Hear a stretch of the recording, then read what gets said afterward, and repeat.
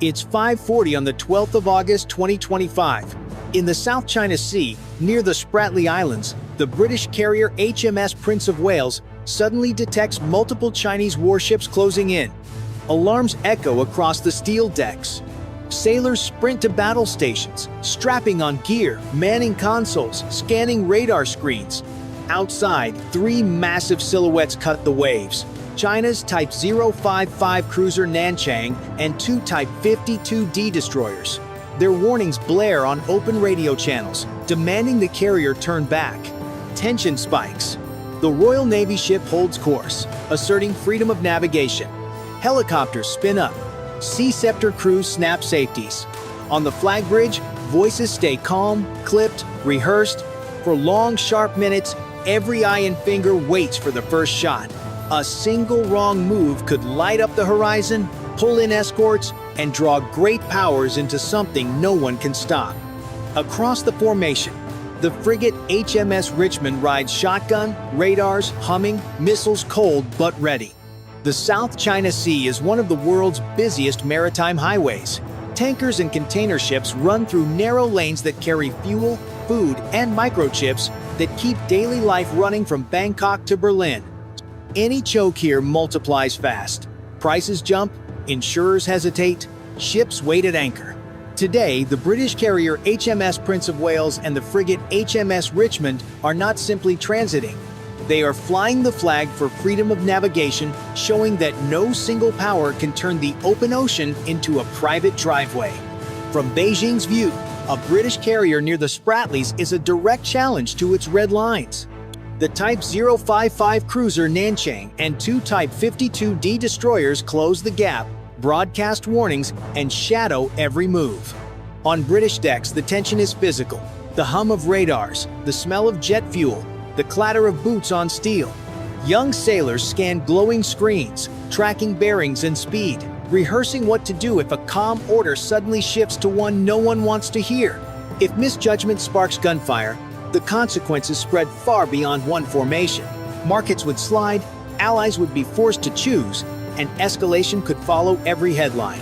London's credibility and its promise to stand with partners are measured minute by minute. Washington, Tokyo, Canberra, and Singapore watch in real time, weighing every signal against their own thresholds. In this chessboard of reefs and sea lanes, restraint can be as strategic as resolve. Who is in the right Britain defending open seas? Or China enforcing claims?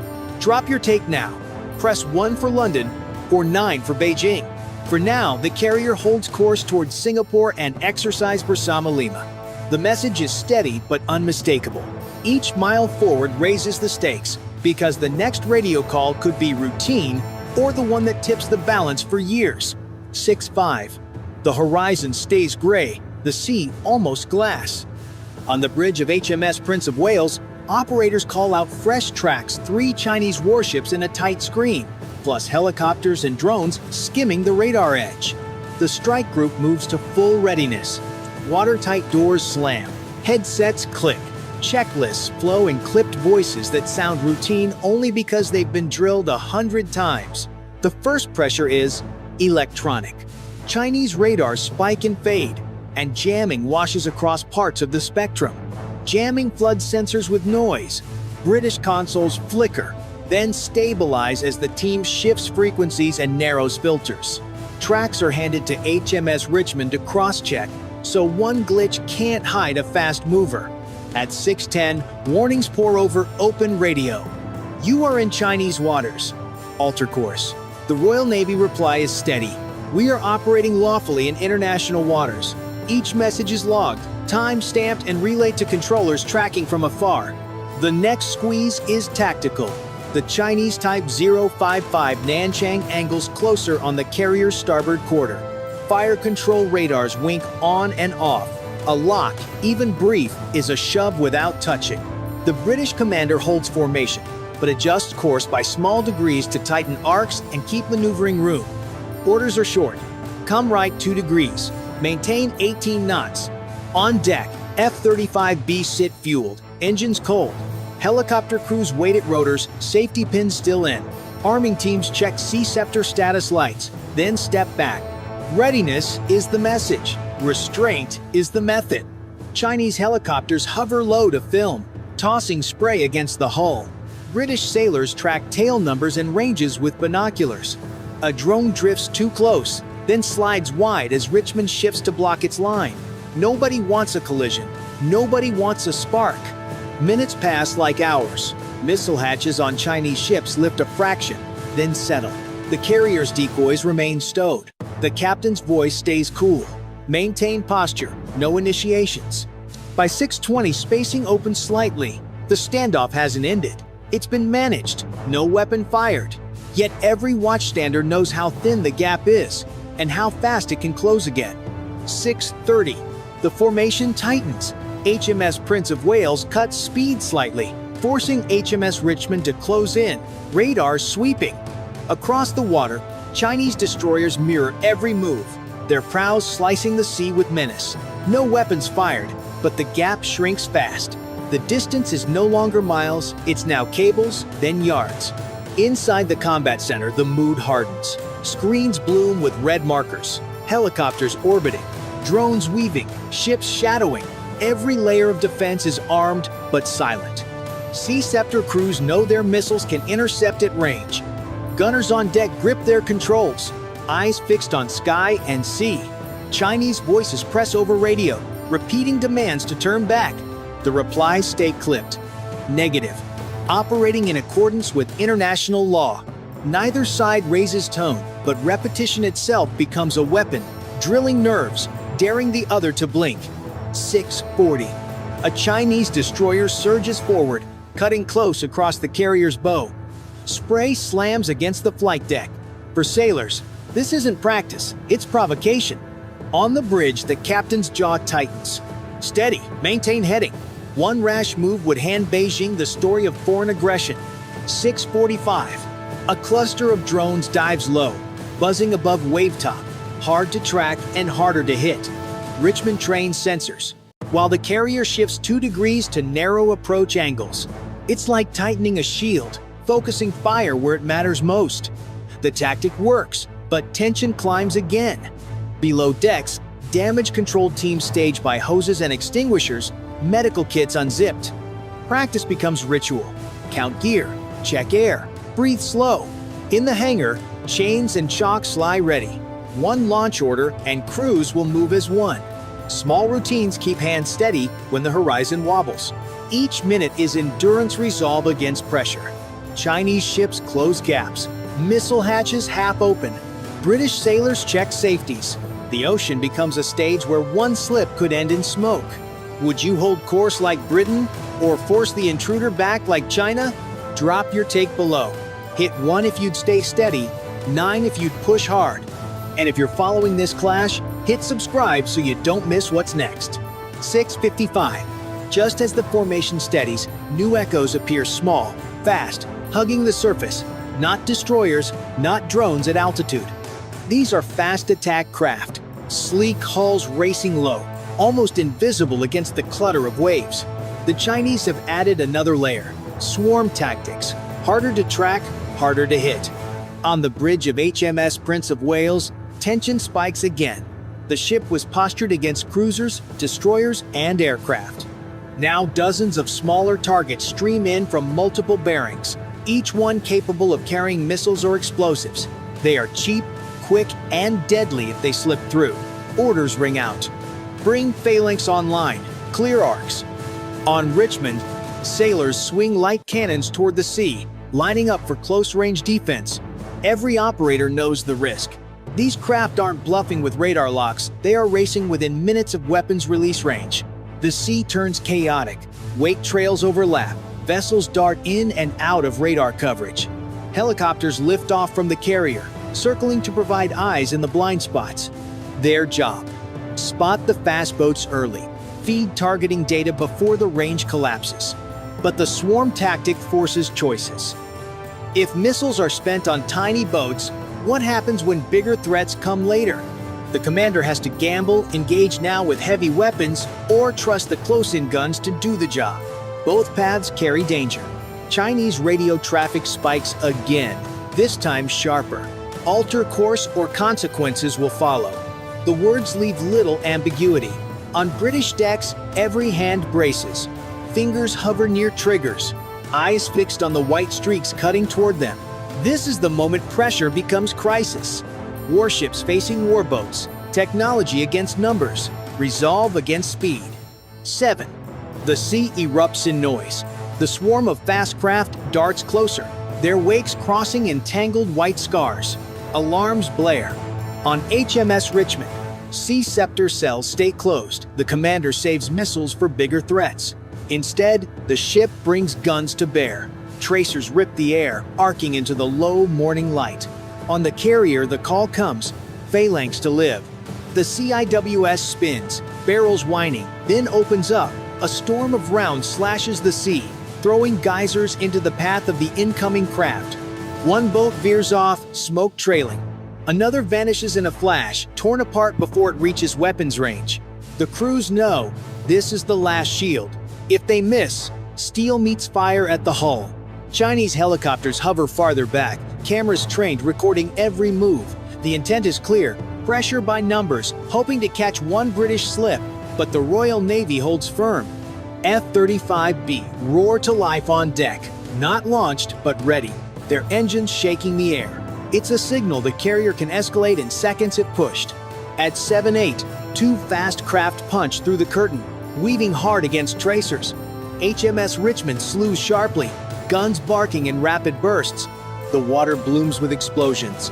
The attackers shredded before closing. The ship rocks with recoil, but the line holds. The climax peaks at 7:12. Dozens of sailors, from gunners to medics, brace as another wave bears down. Phalanx thunders, decks vibrate, casings spill like brass rain. One target after another vanishes, but one boat streaks closer, refusing to break. It closes within seconds of impact range. The final CIWS burst tears it apart, debris skids across the waves, spray dousing the bow. For a breathless moment, the sea falls quiet. Helmets come off, shoulders sag. Radios buzz with damage checks. No hits, no casualties. The carrier group has weathered the storm, but the cost is written in sweat and strain across every face. The message is unmistakable. Resolve met pressure, and resolve won. If you'd have stood firm like Britain, press 1. If you'd have forced back hard like China, press 9. And hit subscribe so you don't miss how this standoff reshapes the next chapter. 7:15. The horizon clears. Smoke drifts on the wind. The clash has reached its peak, but the story of what comes next is only beginning. 7:20. The water lies calmer now, though smoke still drifts and broken hulls bob in the wake. The HMS Prince of Wales presses forward, engines steady, flight deck secure. HMS Richmond reforms on her flank, guns cooling, crew exhausted but unbroken.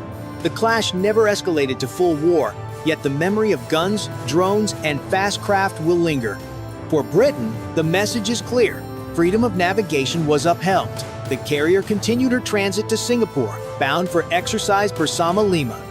For China, the confrontation is framed as defense of sovereignty, broadcast across state channels. Both sides avoided a shooting war, but neither backed down. Strategically, the engagement shows how fragile stability has become. A few small boats forced a carrier group to the brink. Cheap systems tested expensive defenses. And every ally, from Washington to Canberra, watched the data flow in real time. What they saw was resolve, but also the heavy cost of holding the line. Insurers will tweak premiums, and captains will shift waypoints. Exchange screens will blink, then steady. Doctrine inches forward one hard-earned line. On the carrier, sailors strip gear, wipe sweat, and log every round fired. The adrenaline fades, leaving silence and the faint smell of cordite. Officers file reports that will shape briefings in London, Washington, and beyond. In Beijing, commanders study the response, planning the next probe. Who do you think truly came out ahead, Britain proving endurance, or China proving persistence? Hit 1 for London's stand, 9 for Beijing's push. And subscribe now so you're here when the next wave breaks. Result: the ship survived, the mission continued, but the balance in the South China Sea tilted a little further toward uncertainty. For the moment, the ocean stays open. But the question lingers when the next wave comes. Will it be just boats and drones? Or will missiles rise from the shore? That's the clash waiting on the horizon. 6:50 p.m., the 1st of August, 2025. The Taiwan Strait, 120 miles of narrow water that tonight feels like the hinge of the world. It is the artery feeding East Asia's factories and the West's wallets. Semiconductors breathing life into your phone and laptop, servers driving trades on Wall Street, and tankers hauling the oil that keeps commutes moving. If this corridor clogs, the shock will start as a whisper on shipping screens and end as a shout on every receipt. To the east, the USS Ronald Reagan carves a dark seam through calm water, a nuclear-powered city of steel and discipline. On deck, F-135. Stealth fighters and F-A-118 Super Hornets squat like coiled springs, canopies reflecting the last band of dusk.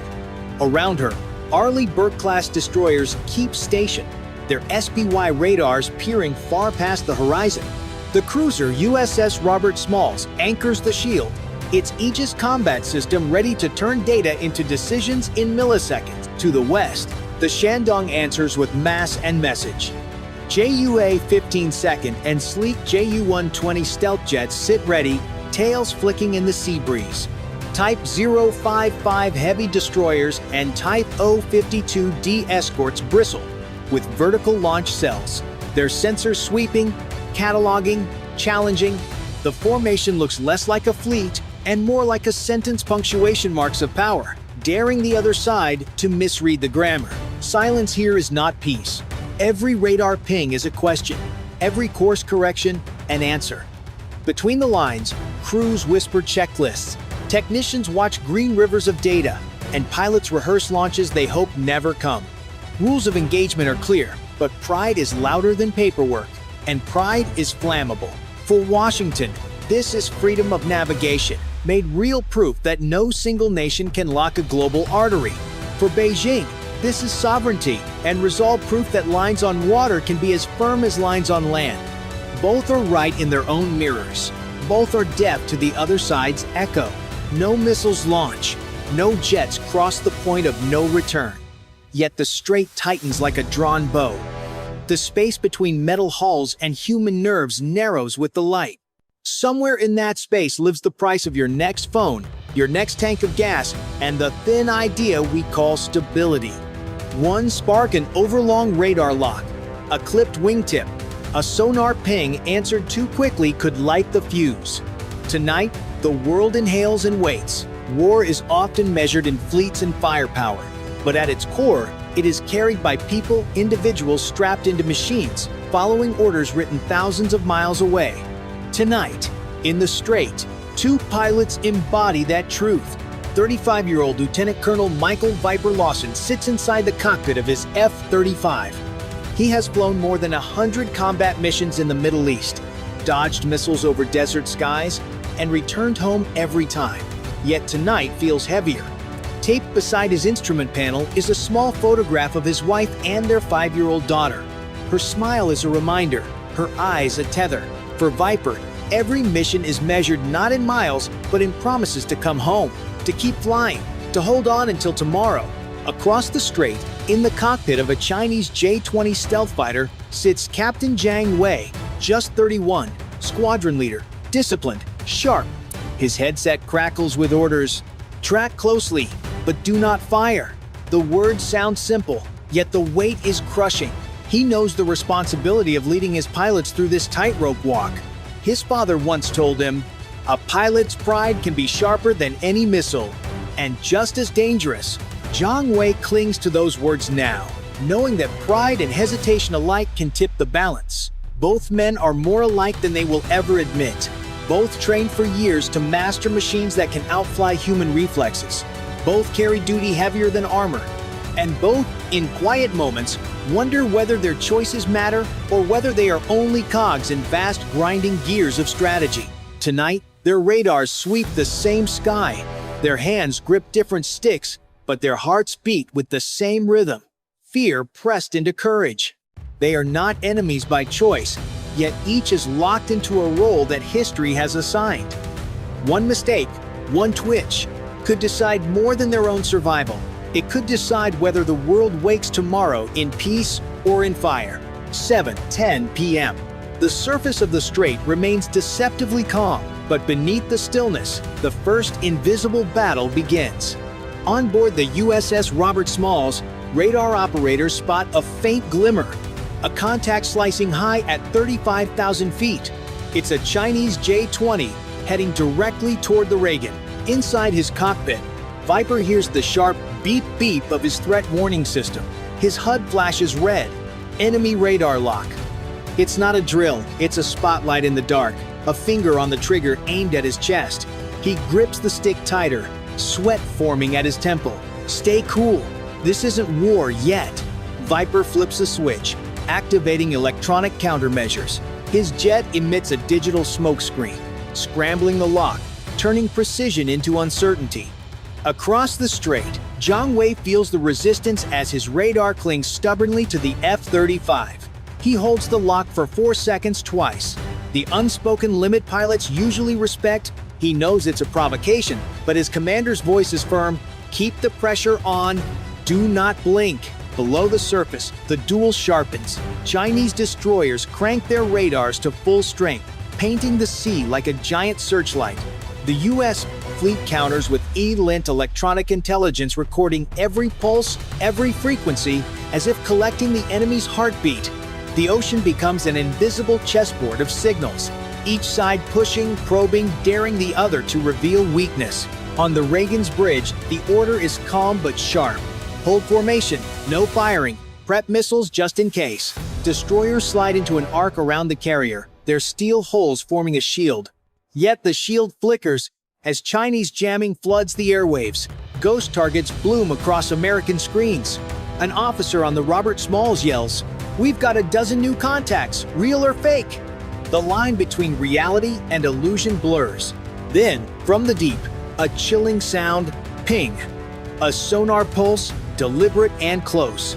A Chinese Type O-39C submarine is lurking within striking distance of the Reagan. The sound rolls through the steel of U.S. ships like a predator's knock at the door. Submarine crews exchange tense glances. One wrong interpretation of that ping, one overreaction, and torpedoes could fill the water within seconds. In less than 20 minutes, the strait transforms into a maze of radar locks, electronic shadows, and underwater predators. Every second stretches thin. Every decision feels like a coin toss between restraint and catastrophe. And here's the impossible question. If you were standing at the edge of this standoff, would you hold back or would you strike first? Press 1 if you think restraint wins the day, or 9 if you believe pressure must be met with force. Drop your choice in the comments. And don't forget to subscribe to follow how this showdown unfolds. 7:18 p.m. Just when the tension seems at its peak, a new wildcard enters the board. On the USS Ronald Reagan C-4 ISR screens, a freighter flying a Liberian flag emerges from the southeast, zigzagging clumsily through the waves. At first glance, it looks like a harmless civilian vessel, but its course straight into the path of the U.S. formation is anything but innocent. Officers lean over the glowing screens, frowns deepening. One growls, "That's no freighter. That's a disguise." Analysts know the tactic well. China's maritime militia, civilian-looking ships equipped with military-grade tech, blending the line between commerce and conflict. It's gray zone warfare actions aggressive enough to create chaos, but deniable enough to avoid open blame. The U.S. faces a brutal dilemma. Lock radar on the freighter, and Beijing can accuse Washington of targeting civilians, sparking a global media storm. Ignore it, and the vessel could slice into the carrier group, exposing the Reagan to jets or submarines. The ship's AIS beacon flickers unreliably, while faint encrypted transmissions betray a darker truth. This freighter is talking on military channels. Then, disaster strikes from another front. For 45 agonizing seconds, Link 16, the lifeline connecting U.S. ships, planes, and sensors, collapses. Screens blur into chaos. Targets vanish, reappear, multiply. A cybersecurity officer shouts, "We're hacked! Patterns match Red Echo." The name sends a chill through the room. Red Echo is a PLA-linked cyber unit notorious for crippling networks. In the cockpit, Viper's HUD fills with phantom bogies. "What am I even fighting?" he mutters, switching to manual radar. A risky move in a sky filled with lies. But across the water, the Shandong suffers too. Its radar flickers, showing phantom American jets swarming where none exist. Confusion reigns on both sides. A whisper spreads among analysts. Could a third player, perhaps Russian hackers, be exploiting this crisis to sow even deeper chaos? Suddenly, the Strait isn't just a duel between two powers, it's a battlefield where unseen hands twist the strings. Now the question hangs in the air. If you were on deck, would you see that freighter as a threat or just bait? Press 1 if you'd shadow it cautiously, or 9 if you'd risk calling its bluff. Share your pick in the comments, and make sure to subscribe so you don't miss the next twist of this dangerous game. 7:25 p.m. The Strait feels smaller by the second. In his View 35, Viper hears the warning tone rise into a siren, a needle in his skull. Zhang Wei's J-20 flashes past 800 meters, maybe less close enough that wake turbulence slaps Viper's wings. He hauls the stick, lungs crushed under 5.2 Gs, the photo of his daughter shivering against the canopy. One brush of metal on metal here would not be an accident, it would be a match. On the Reagan's bridge, voices flatten into checklists. The weapons officer's finger hovers above the launch guard. The admiral says nothing, and the silence becomes an order of its own. Around the carrier, Berkeley-class destroyers hold a perfect arc, bow waves glinting like drawn knives. Every sensor is alive. Every screen, a forest of symbols that could, at any instant, turn into decisions no one can recall. Below, the ocean grows predatory. Aboard the USS Hawaii, the sonar room is a cathedral of headphones and held breath. The Type 039C ping grows sharper, then steadier, as if a crosshair has found bone. "They're lining up," the operator says, not loud, just certain. The skipper's hand floats over the torpedo key. Doctrine says deterrence. Instinct says preemption. Neither offers a guarantee, only a different kind of regret. In the high, thin air, the duel becomes electrical. Chinese JGS-16 second rake the formation's edge. American EAE-18 Graham growlers answer with jamming that turns clarity into fog. Ghosts bud on radar like frost. Zhang Wei's scope splits the FY-035 into 3 pale echoes. Which one breathes? He asks himself. Hearing his father, clarity wins in chaos. He holds the lock one heartbeat longer, then another. A razor walked in socks. Viper's comms crackle with fragments, warnings, bearings, half-words chewed by interference. He flies the jet in the noise, thumb grazing the missile selector, eyes pinned to a sky that might become shrapnel.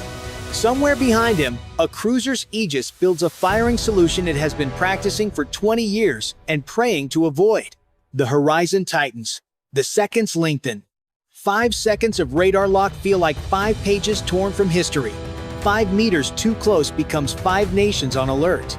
Somewhere, markets twitch. Somewhere else, a mother's prayer falters. If this moment were yours, would you hold your fire and bet on restraint, or strike first to see survival? Press 1 if you'd wait, or 9 if you'd pull the trigger. Comment your choice, and subscribe so you won't miss what happens next. 7:30 p.m. And then, silence. The lock tone in Viper's cockpit dies, cut by Zhang Wei's hand. Beneath the surface, the submarine's sonar ping fades into nothing. A predator retreating into shadow. No torpedoes, no missiles. Just the kind of silence that feels louder than any detonation. The silence of a war that almost was. On the Reagan's deck, Viper slams onto the runway, the arresting cable shrieking as it grips his jet. He rips off his helmet, sweat dripping into his eyes. The crew signals safe, but their stares betray the truth. They know how thin survival was tonight. On the Shandong, Zhang Wei lowers his J-20, hands trembling as he sets the bird down. His logbook will record routine success, but his heart knows he spent minutes walking the edge of disaster. In command centers, analysts don't waste time on relief. Instead, they tear into the data, Chinese radar frequencies, sonar signatures, electronic fingerprints. To engineers, this is treasure. the seeds of stronger defenses and sharper weapons. Beijing 2 harvests lessons, cataloging F-35 tactics, U.S. jamming patterns, fleet coordination rhythms. Both sides come away armed with more than steel, they come away armed with knowledge. But outside the war rooms, the world reacts differently. By morning, shipping insurance spikes, adding millions in hidden costs to global trade. Markets in New York and Shanghai twitch nervously. Commentators call it the most dangerous 5 minutes of the century. For ordinary people, the consequences are clear. Phones may cost more, gas may climb, supply chains may shudder. The Strait has shown its truth. Conflict here is never local. Its ripples travel faster than missiles. What nearly exploded over these waters was not just a clash of navies, but the fragile fabric of a connected world. And the lesson endures. Sometimes the greatest victories are invisible. The war's not fought, the missiles not fired, the restraint that saves millions who never even know how close they stood to the edge. 3:45 a.m., the 29th of July, 2025, South China Sea, a beam of the Spratly Islands. Rain lashes the deck of the USS Howard, an Arleigh Burke-class destroyer cutting through black, heavy seas. On the bridge, Captain Sarah Ellis studies the humming radar picture, its green sweep breathing across glass. Contacts multiply. One track surges toward them at 30 knots, a Chinese Type 052D, Liu Yang. The radio snaps to life. U.S. warship, you are in Chinese territory. Alter course immediately or face consequences. Ellis answers flat even. We are operating in international waters. We will maintain lawful passage. No one breathes for a beat. Then the Liu Yang grows in the window's gray steel on darker night, closing with predatory intent. Spray boils off its bow. Alarms ring. Collision warning.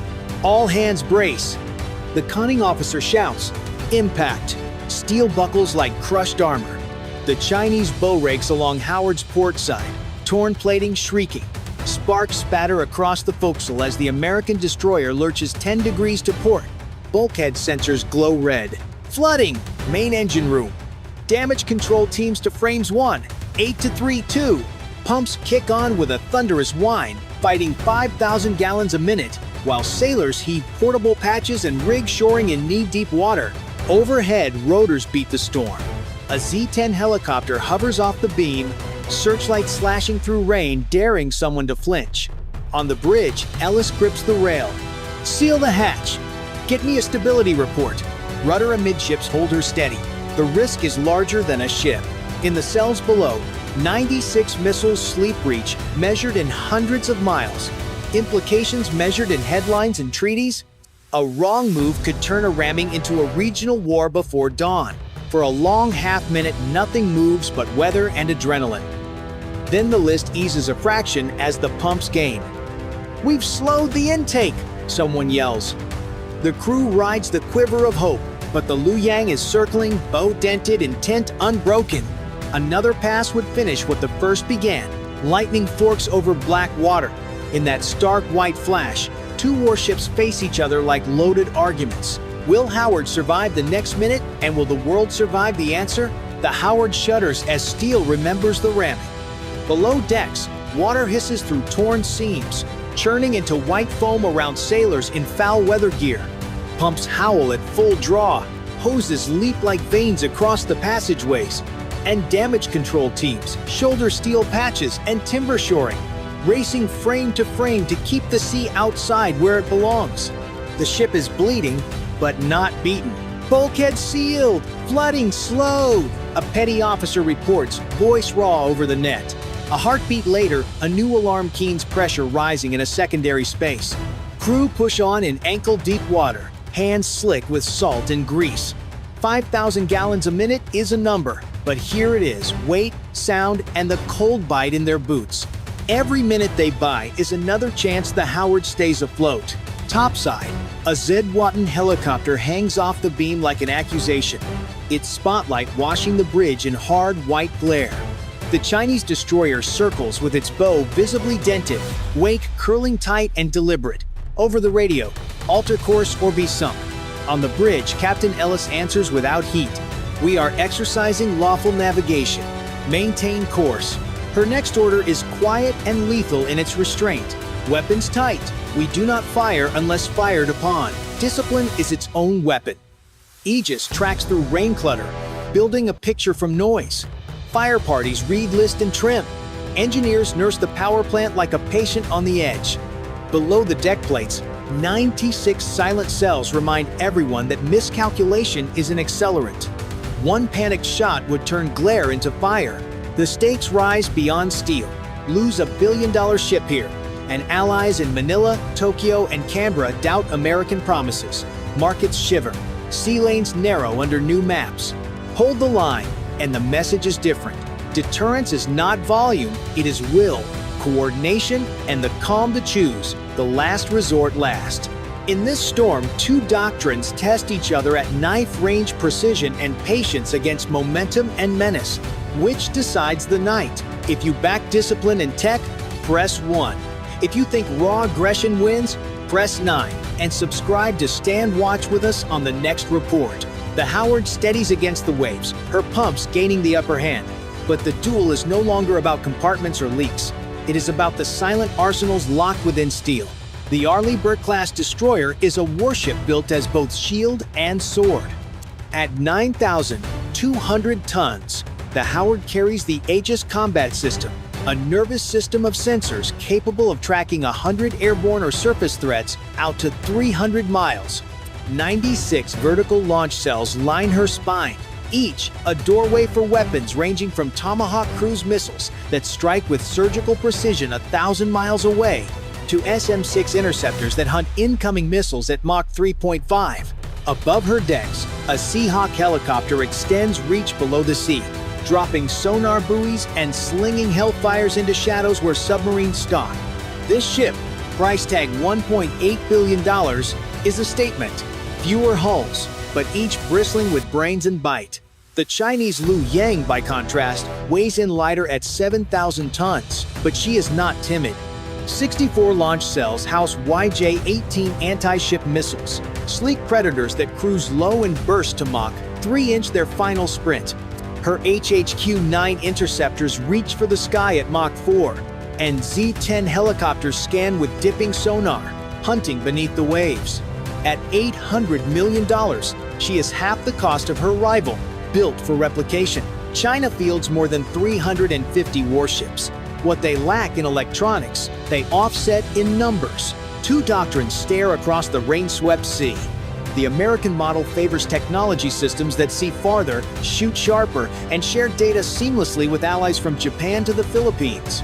The Chinese model favors presence hulls on every horizon, drone swarms filling radar scopes, artificial islands anchoring claims with concrete and missile towers. Analysts call it quality versus quantity, but for sailors on deck, it is survival versus overwhelm. A single Tomahawk carries more computing power than an entire 1,982nd destroyer. Yet, a single swarm of cheap drones can confuse a billion-dollar radar. Which philosophy bends, and which breaks when steel collides in the storm? The Howard's crew bet on discipline and edge. The Liu Yang's captain bets on momentum and mass. Only the next hour will prove who guessed right. Beneath the immediate clash of two destroyers lies a far larger contest. The South China Sea is not just water, it is artery. Stretching 1.4 million square miles, it carries nearly $5 trillion worth of annual trade tankers of oil, ships of grain, streams of microchips. 25% of the world's shipping cuts across these waves. Choke the lanes here, and fuel prices spike 50%. Shelves empty, factories stall. China's ambition is written in concrete.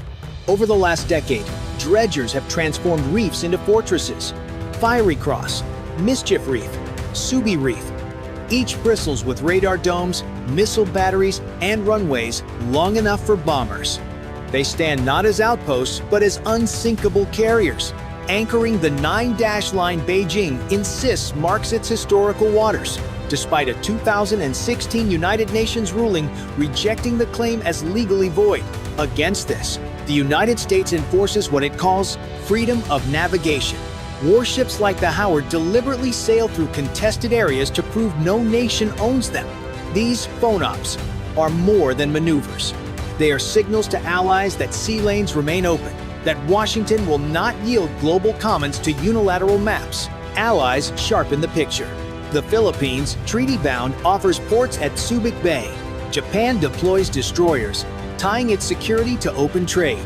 Australia shares submarine intelligence under the AUKUS Pact, while Vietnam and Malaysia, though cautious, quietly welcome a counterbalance to Chinese power.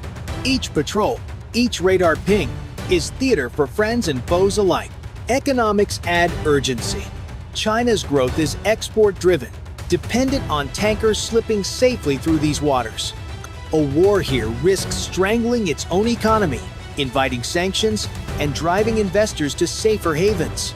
The United States, buffered by shale oil and vast markets, would suffer less, though global turbulence would spread to every port. Russia, once a potential partner, is bogged down in Ukraine, leaving Beijing diplomatically exposed. In isolation, China leans on gray zone tactics, ramming, lacing, harassing, but stops short of open fire, gambling that intimidation secures control without triggering full retaliation. Tonight's ramming is no accident. It is the crest of a decade's trend. Close encounters have risen by a quarter since 2018. Each pass grows bolder. Each captain pushed harder by distant orders and national pride. The Howard versus Liu Yang is therefore more than hull against hull. It is map against map, doctrine against doctrine, future against future. And in the storm, as drones and missiles wait in sealed tubes, the question looms. Can the world's arteries survive the squeeze? Rain lashes harder as the sea turns into a battlefield of noise and light. The Howard, scarred from the ram, steadies just enough for her crew to regain rhythm. But calm is illusion. The Liu Yang swings wide, its crew cheering as if dominance has been declared. The Chinese captain signals for escalation. From the destroyer's deck, a swarm of 20 drones lifts into the storm. Small, cheap, almost disposable, they spread in erratic arcs, sensors blinking red against black sky. The cost of the swarm, barely $1 million. The cost if they succeed, a warship worth $1.8 billion, plus the lives inside. Syst active, Captain Ellis orders. The phalanx gun spins, barrels glowing, then roars 4,500 rounds per minute, cutting walls of tracers across the night. 15 drones vanish in 20 seconds, shredded by physics.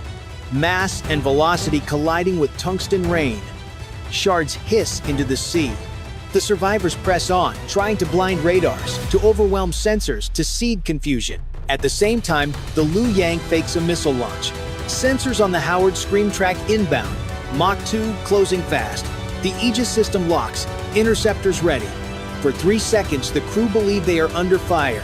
Then the truth, a dummy missile, a test of American reflexes. Hold fire, Ellis commands, jaw tight. To fire would have been to escalate. To restrain is to deny the opponent control. Above, a Seahawk helicopter launches, slicing the storm with its rotors. It buzzes the Liu Yang in reply, daring their Z-10 to clash. In the fog, 2 aircraft nearly collide, passing within 100 meters. Both retreat at the last second. Pilots rattled. Tension electric. Electronic warfare adds another layer. US. Jammers flood the spectrum, sowing false orders into Chinese comms.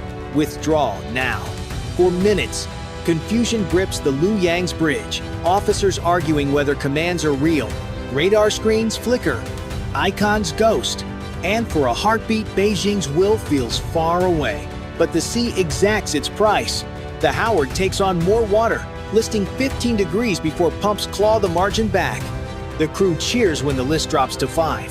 Proof that training and steel can resist even ramming in swarms. The Liu Yang, too, pays. Its bow, bent from the initial strike, slows the ship to 20 knots. Momentum fades, and with it, certainty. What was meant to be intimidation is now risk. Risk of damage, risk of retaliation, risk of shame. The night becomes a duel of nerves. Technology against mass, discipline against pressure. The storm hides nothing, it only amplifies choices. And each captain knows the next misstep could light the fuse they were ordered not to ignite. ADA. If you think technology and discipline will win, press 1. If you think mass and aggression will force victory, press 9 and subscribe to stand by for the final outcome. Dawn edges the horizon as the clash ebbs. The Howard, battered and listing but alive, limps toward a Philippine port. Her scars are deep steel torn, compartments flooded, repairs projected at $500 million, but her message is intact. She did not fall. Across the sea, the Luoyang withdraws to Hainan, her bow crumpled from the ramming, engine strained, 200 million in damage logged. What began as a display of dominance ends in retreat. The Dragon struck, but the Eagle endured. International channels flare alive. From Tokyo to Canberra, statements pour in. Condemnation of reckless Chinese aggression, praise for American restraint. Manila protests violations of its waters. Even markets react, oil prices spike, then settle as fears of escalation fade. Beijing, hoping to intimidate, instead faces the sting of diplomatic isolation. The lesson is clear. Modern warfare is no longer decided only by who fields the most hulls or missiles. It is decided by who can harness intelligence, technology, and discipline under pressure. $1 billion ship survived not by firing first, but by mastering chaos. $1 million swarm of drones fell to sensors, jammers, and training. In the balance, patience proved sharper than any missile.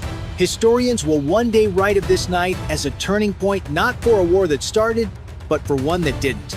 The Howard's survival is proof that firepower matters, but judgment matters more.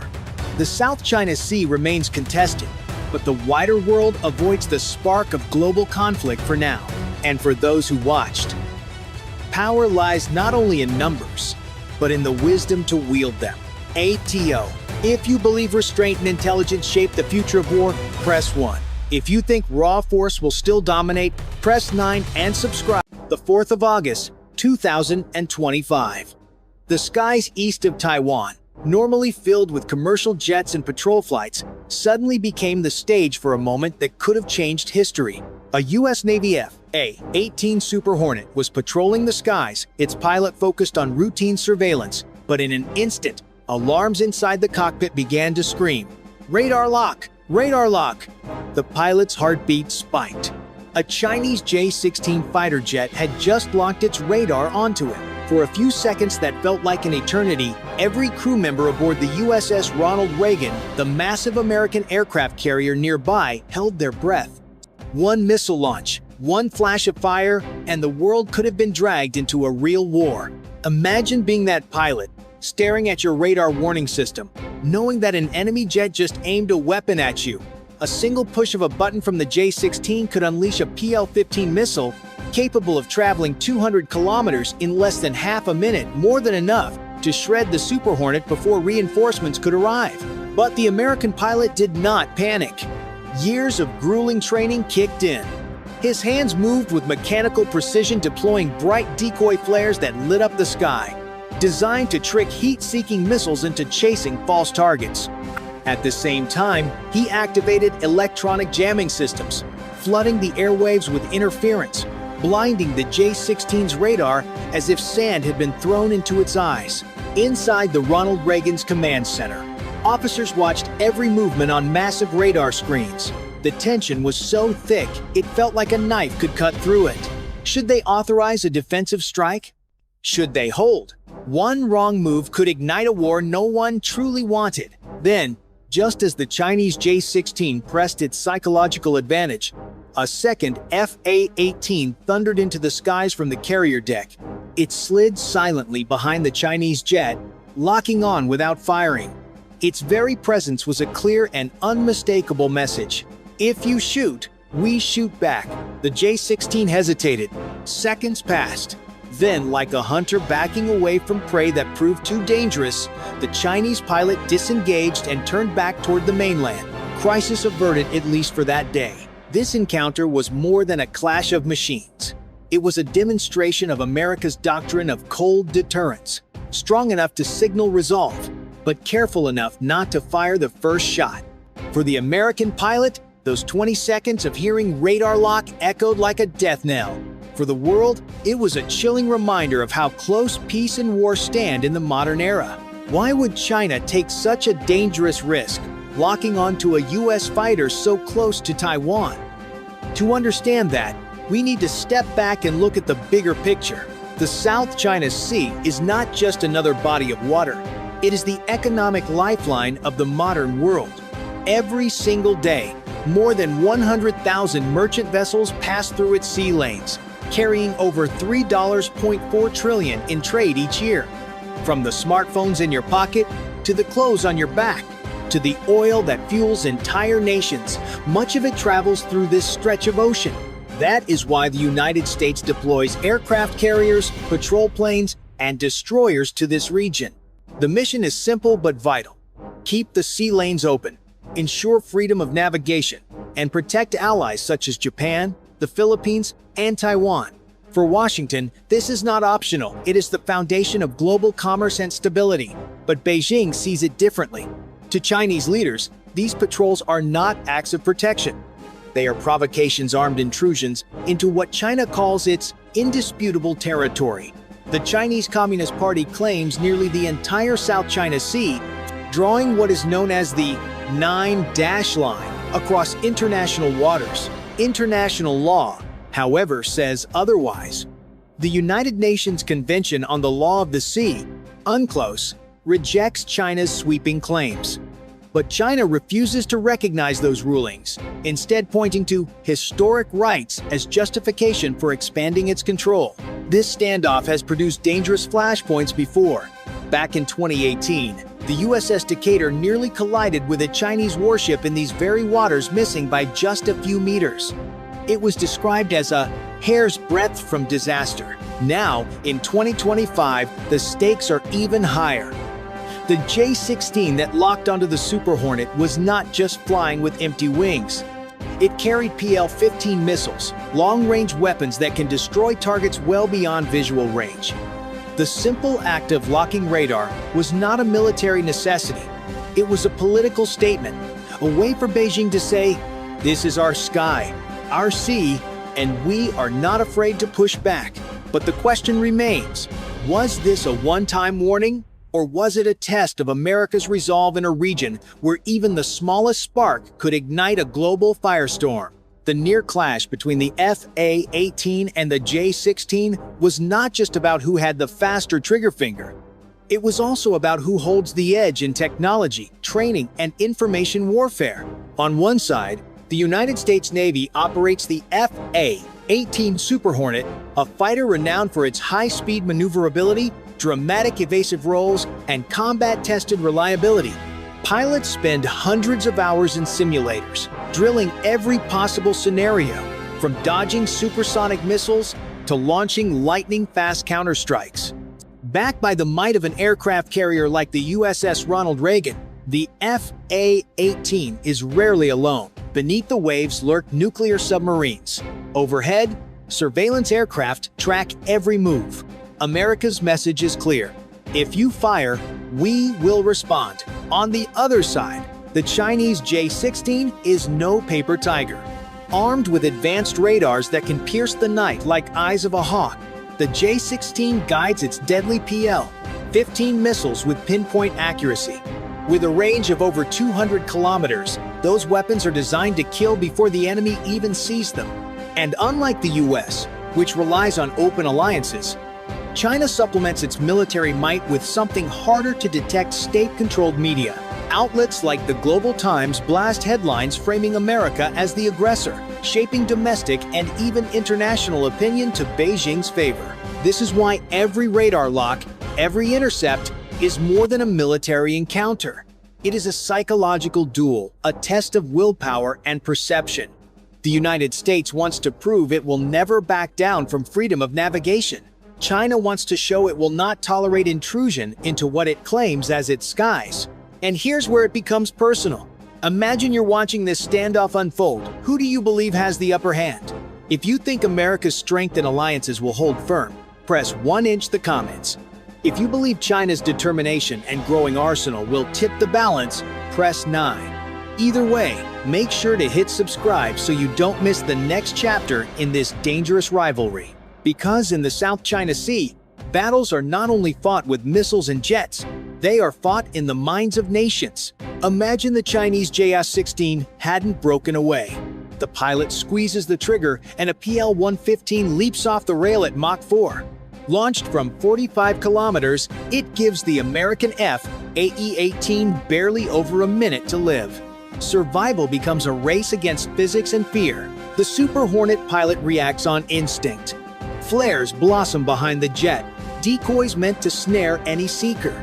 He yanks into a hard brake, drags the missile off the pipper, and keys electronic jamming to flood the air with noise.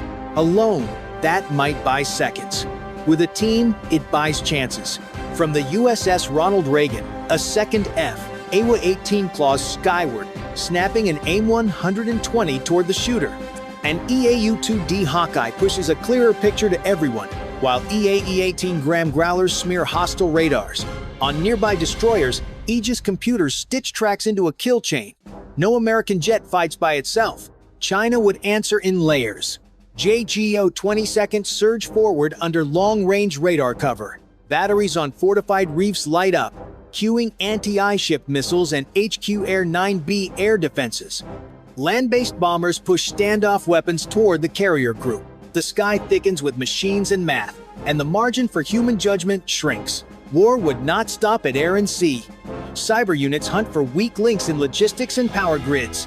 Space assets face dazzling, jamming, and debris risks, as both sides struggle to protect satellites that make modern command possible. In fog that dense, misread screens can become misread intentions. Markets would feel the blast first. Tanker insurers pause coverage. Captains reroute. Singapore throttles traffic to manage risk. Freight rates spike. Oil jumps. Assembly lines from Penang to Long Beach stall for lack of parts. Airlines detour, burning more fuel. Shelves thin. Timelines slip. Nerves fray. Then the politics snap into place. Japan and the Philippines weigh treaty obligations. South Korea measures caution against credibility. Australia tightens coordination with the US and regional partners. Russia tests Europe's attention span. ASEAN splits between caution and condemnation as the UN scrambles through emergency sessions. All the while, the nuclear shadow looms. Neither Washington nor Beijing wants a wider war. Yet the logic of escalation is ruthless. Each limited response invites a reply. Hotlines help, but fatigue, pride, and partial information erode restraint. The longer the duel, the tighter the trap. So, where do you think we stand closer, to peace or to collision? If you believe diplomacy can still hold the line, press 1 inch the comments. If you think momentum points to conflict, press 9 and hit subscribe so you're here when we simulate the next critical move. In reality, on the 4th of August, 2025, no missile was fired. No dogfight erupted. Instead, both sides stepped back from the abyss.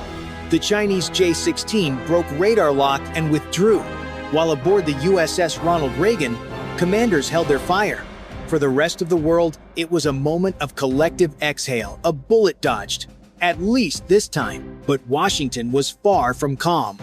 Pentagon officials labeled the encounter dangerous and unprofessional, comparing it to someone pointing a loaded gun at your head without pulling the trigger. The message: even if no shots were fired, the act itself was an unacceptable provocation. Beijing, of course, told a very different story. State media described the J-16's actions as legitimate self-defense, claiming the aircraft was protecting Chinese airspace and sovereignty. The Global Times accused Washington of stirring up trouble in its own backyard. To the Chinese public, the incident was framed as a show of strength against American intrusion. This gap in narratives, one side calling it reckless, the other calling it righteous, captures the heart of the problem. Each time American and Chinese forces cross paths, both governments must not only manage the military risk but also the political perception. Neither wants to appear weak. Neither can easily admit fault. Military analysts at the Center for Strategic and International Studies and elsewhere warn that such encounters are becoming more frequent. Each one is a roll of the dice, where a technical malfunction, a misread radar blip, or a pilot's split-second overreaction could turn tension into tragedy. In 2018, the USS Decatur missed colliding with a Chinese warship by mere meters. Today, with more patrols and more aircraft shadowing each other, the odds of an accident have only increased. Secret communication channels remain one of the few tools keeping incidents from spiraling. After the radar lock, US and Chinese commanders reportedly exchanged rapid messages through back channels. What exactly was said remains classified. Some speculate reassurances were offered. Others believe stern warnings were traded. What matters is that both sides understood the risk and both chose restraint. Yet restraint is fragile. The more these standoffs repeat, the greater the chance that one pilot miscalculates, one missile system misidentifies, or one leader decides to escalate rather than step back. When machines move at Mach speeds and decisions are measured in seconds, human error is inevitable. The only question is when. This is why the 4th of August was not just an isolated incident. It was a reminder that the South China Sea is a live wire, one that sparks again and again, daring the world to see how long it can hold without snapping. The 4th of August standoff ended quietly, but the silence was deceiving. The South China Sea remains a tinderbox, a chessboard where every move is shadowed by risk. One radar lock, one warning shot, one misunderstanding could redraw the map of global stability. Neither Washington nor Beijing truly wants war. The costs would be catastrophic, but neither wants to be seen as weak.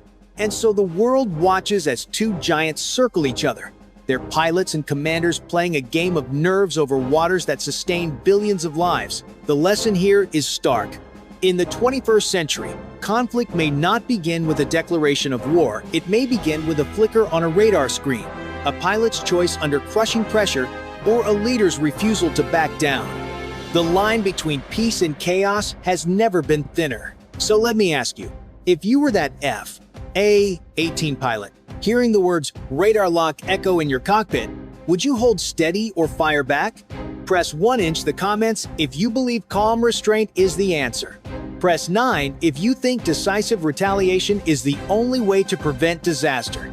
And of course, subscribe so you don't miss our next deep dive into the flashpoints shaping tomorrow's battles. Because in the end, the South China Sea does not just test pilots or navies, it tests humanity's ability to choose wisdom over war. 12:04 UTC, the 11th of August, 2025. The South China Sea is deceptively calm. Sunlight glints off the turquoise waters near Scarborough Shoal, but the stillness is about to shatter. Just 12 nautical miles from the reef, the Philippine Coast Guard cutter BRP Sulawan pushes north, her white hull slicing through the gentle swell. She's not alone. Two small civilian relief boats follow close behind, loaded with sacks of rice, jugs of water, and drums of fuel for local fishermen. But behind them, trouble is closing in. A Chinese Coast Guard cutter, hull number CCG 3104, is on an intercept course, its engines thundering at full power. Twin water cannons unleash roaring jets, the streams lashing across Sulawan's bow like liquid steel whips. At this range, every blast slams into the Philippine vessel with the force of a sledgehammer strong enough to shatter windows, bend antenna masts, and knock a crewman overboard in seconds. And then, from the haze off the port side, a darker, more menacing silhouette emerges, the sharp, angular lines of a People's Liberation Army Navy destroyer, hull number 164. This is no patrol boat. It's a Type 52 D-guided missile destroyer, bristling with weapon systems, vertical launch cells, anti-ship missiles, long-range radar. It moves fast and steady, cutting through contested waters without hesitation. In seconds, the three ships are locked into a narrowing triangle of open sea. The Chinese Coast Guard cutter veers to block the Sulawan's path. The destroyer bears down from the side, and every heartbeat brings them closer to a collision course that no one seems ready to break. Scarborough Shoal may look like nothing more than a ring of shallow reefs and turquoise lagoons, but in the South China Sea, it's a powder keg. Lying just 124 nautical miles off Luzon's coastline, it sits well within the Philippines' 200 nautical mile exclusive economic zone, as recognized under the United Nations Convention on the Law of the Sea. On paper, that should make it Philippine territory. In reality, China seized control in 2012 after a tense maritime standoff and has never left. Since then, Beijing has maintained a near-constant presence, rotating Coast Guard cutters, maritime militia trawlers, and when necessary, full-fledged warships. For Manila, every approach to Scarborough is a test of sovereignty. For Beijing, every interception is a statement of dominance. The reef's location is strategically vital, close enough to Philippine shores to challenge their security, yet far enough into the South China Sea to serve as a launch point for broader control over shipping lanes. On the 11th of August, the Suluan's mission seemed simple.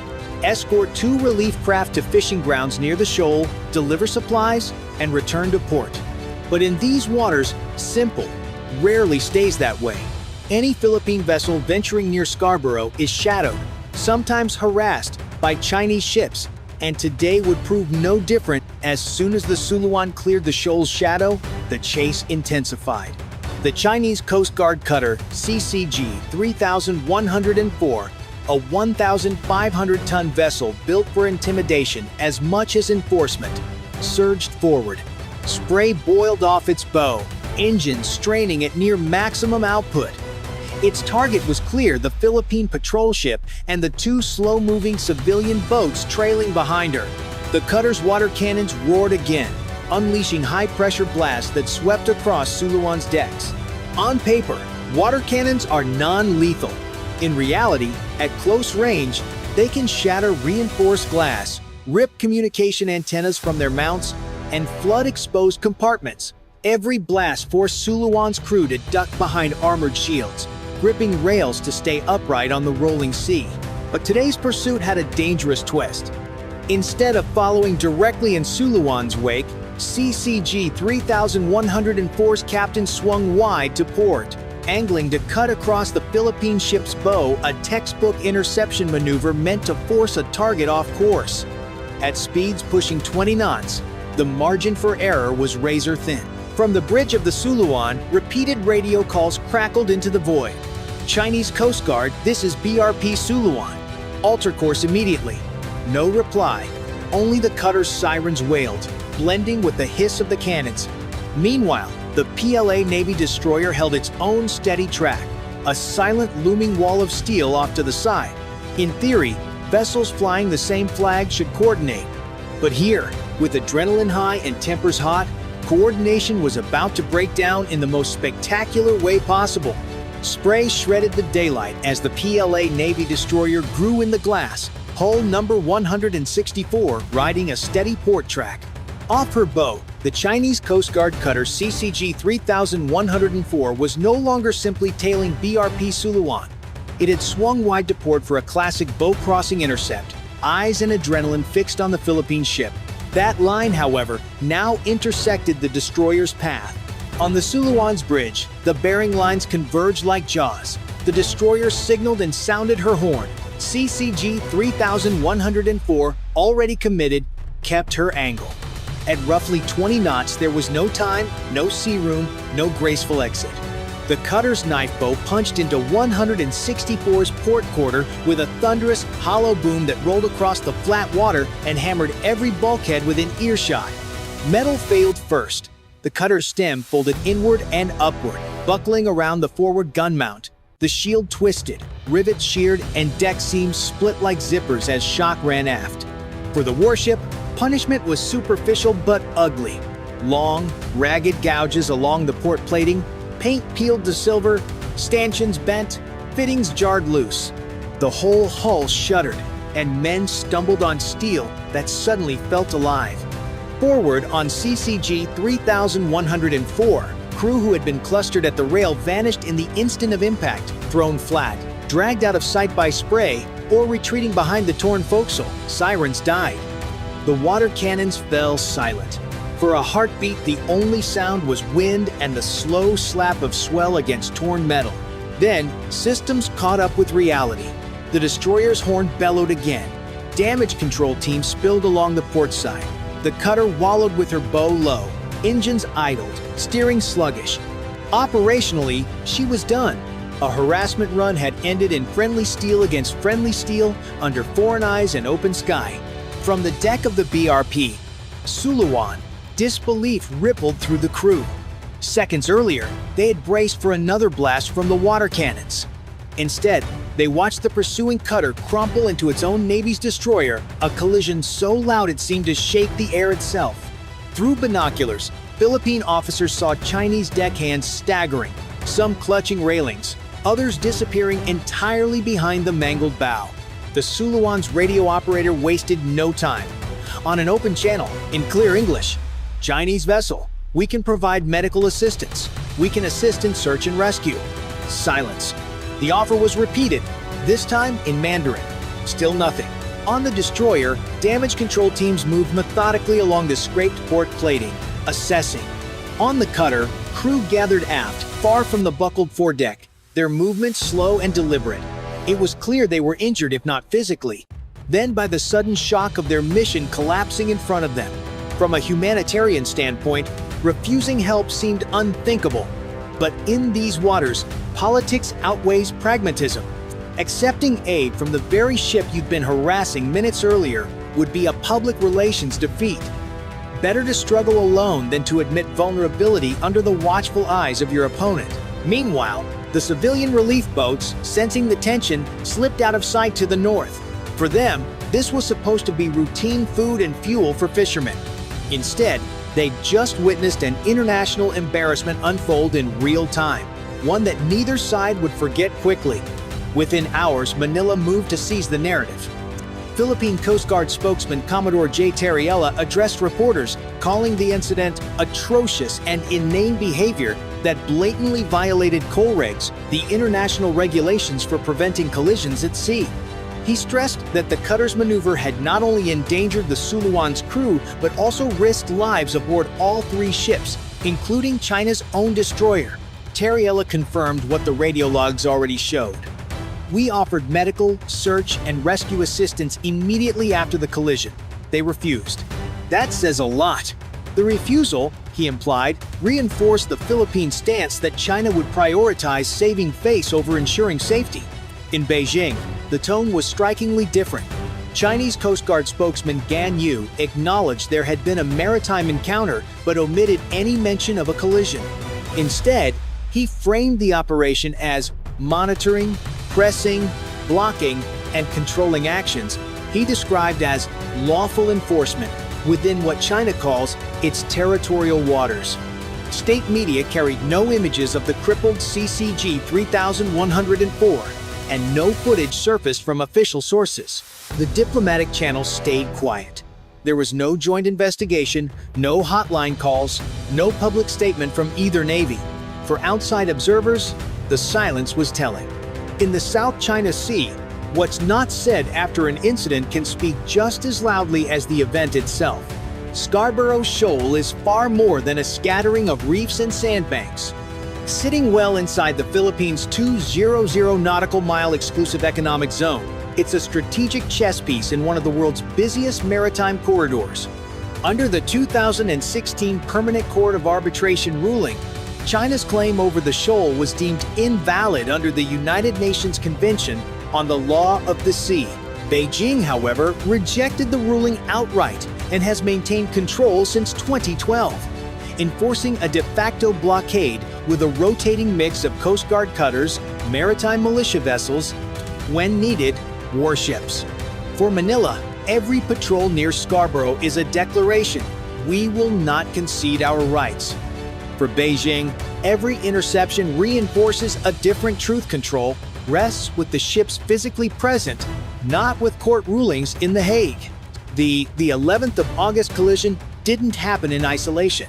It's part of a broader pattern of so-called gray zone tactics, actions designed to assert dominance without triggering outright war.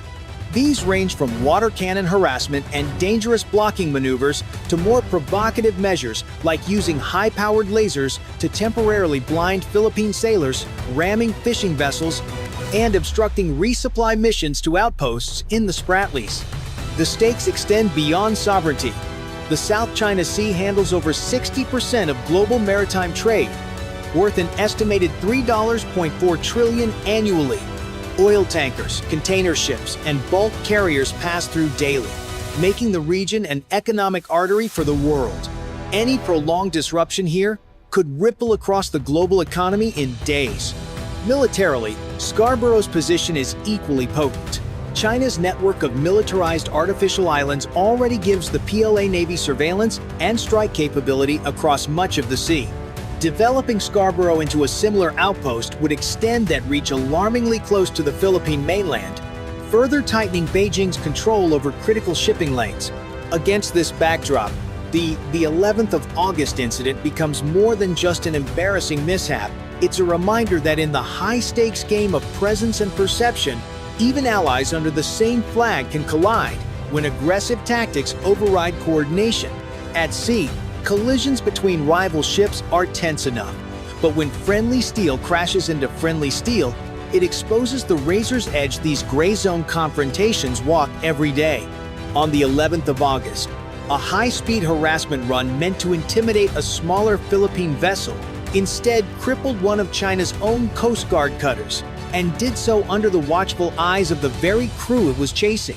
For Manila, the incident is now another entry in a growing record of unsafe Chinese maneuvers in contested waters. It reinforces their message to domestic and international audiences that Philippine crews operate within the bounds of law and that Beijing's tactics risk escalation as much as they risk lives. For Beijing, silence is the strategy. No images of damage, no public acknowledgement of the collision, just the official framing of a routine patrol within Chinese waters. In this narrative, nothing unusual happened at all. The less said, the better for maintaining the image of control. But the reality at Scarborough Shoal is harder to bury. The reef remains a flashpoint where sovereignty claims, economic stakes, and military posturing intersect. And while water cannons and blocking maneuvers may seem a step removed from open combat, the 11th of August proved they can spiral into real accidents with real consequences. So here's the question. Was this simply an accident born of overconfidence, or a high-risk intimidation tactic that spectacularly backfired? Drop your thoughts in the comments below. And if you want to help bring more true maritime stories to the surface, consider joining our channel's fleet. You'll get loyalty badges, priority replies, and help us keep the deep dives coming. Out here, it's not just the size of your ship that counts, it's whether you're steering it in the right direction. It's 0430 local time on the 18th of August 2025.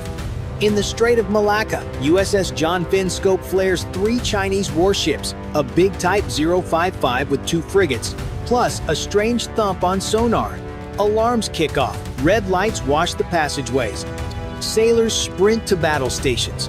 Straps clipped, eyes up. Outside, humid darkness carries the rumble of engines and the blink of running lights. On the horizon, the Chinese formation tightens. Radio spit static yamming starts. Overhead, the first dots pop in. A WZ-7 guiding a pack of smaller drones. The ship turns into the sea, cutting wake. McCampbell and JS Maya report ready. An Aussie P-8 circles high. Bridge to CIC. Confirm link 16 on Beta 7 backup.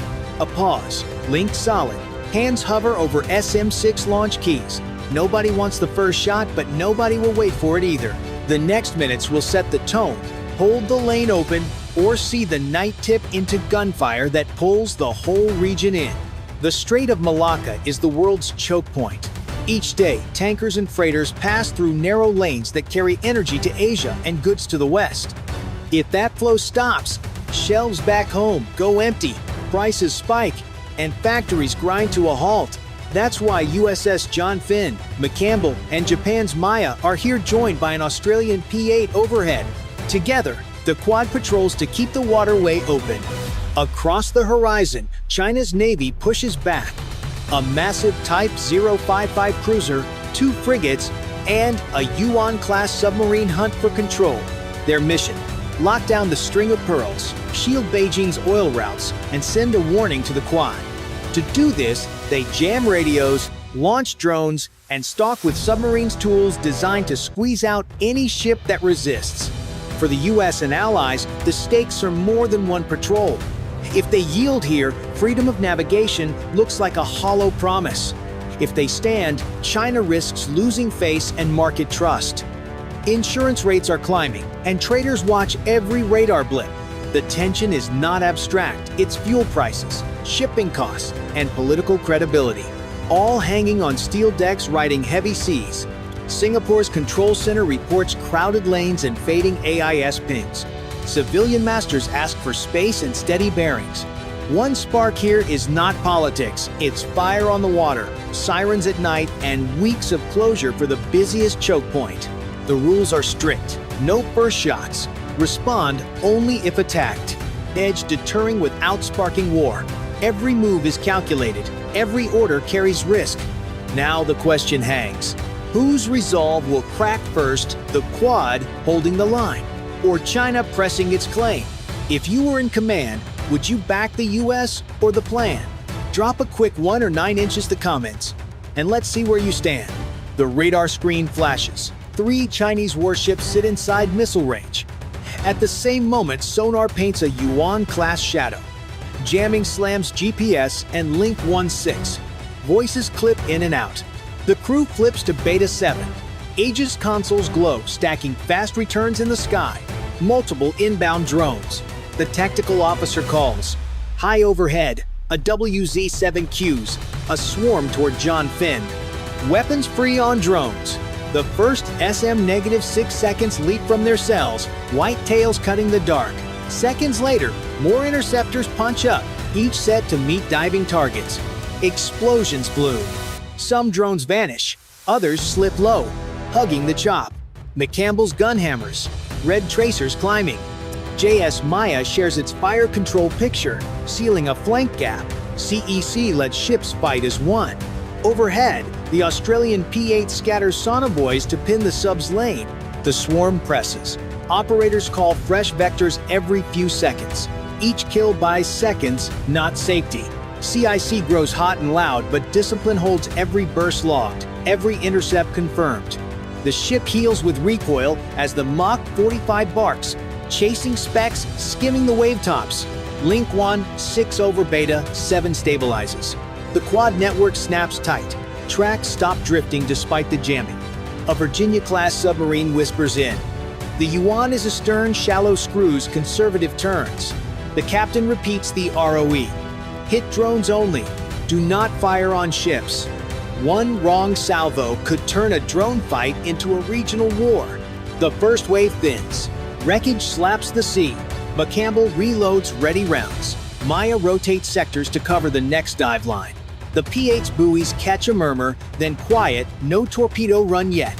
In the distance, Type 055 holds fire, watching and jamming, daring the Quad to blink. A new ripple of tracks appears, fresh launches. Second wave inbound. Smine. 6 cells cycle hot again. John Finn offsets a few degrees to narrow her profile and rake the approach lane. The intercept geometry improves. The nearest cluster breaks apart. The bridge smells of fuel and cordite. The horizon flickers with burning shards. Both sides show resolve, but neither crosses into ship-to-ship fire. For now, it's missiles versus drones. A duel of noise and timing, fought just short of open combat. If you were on this watch, would you back the Quad's restraint or push for a hard strike?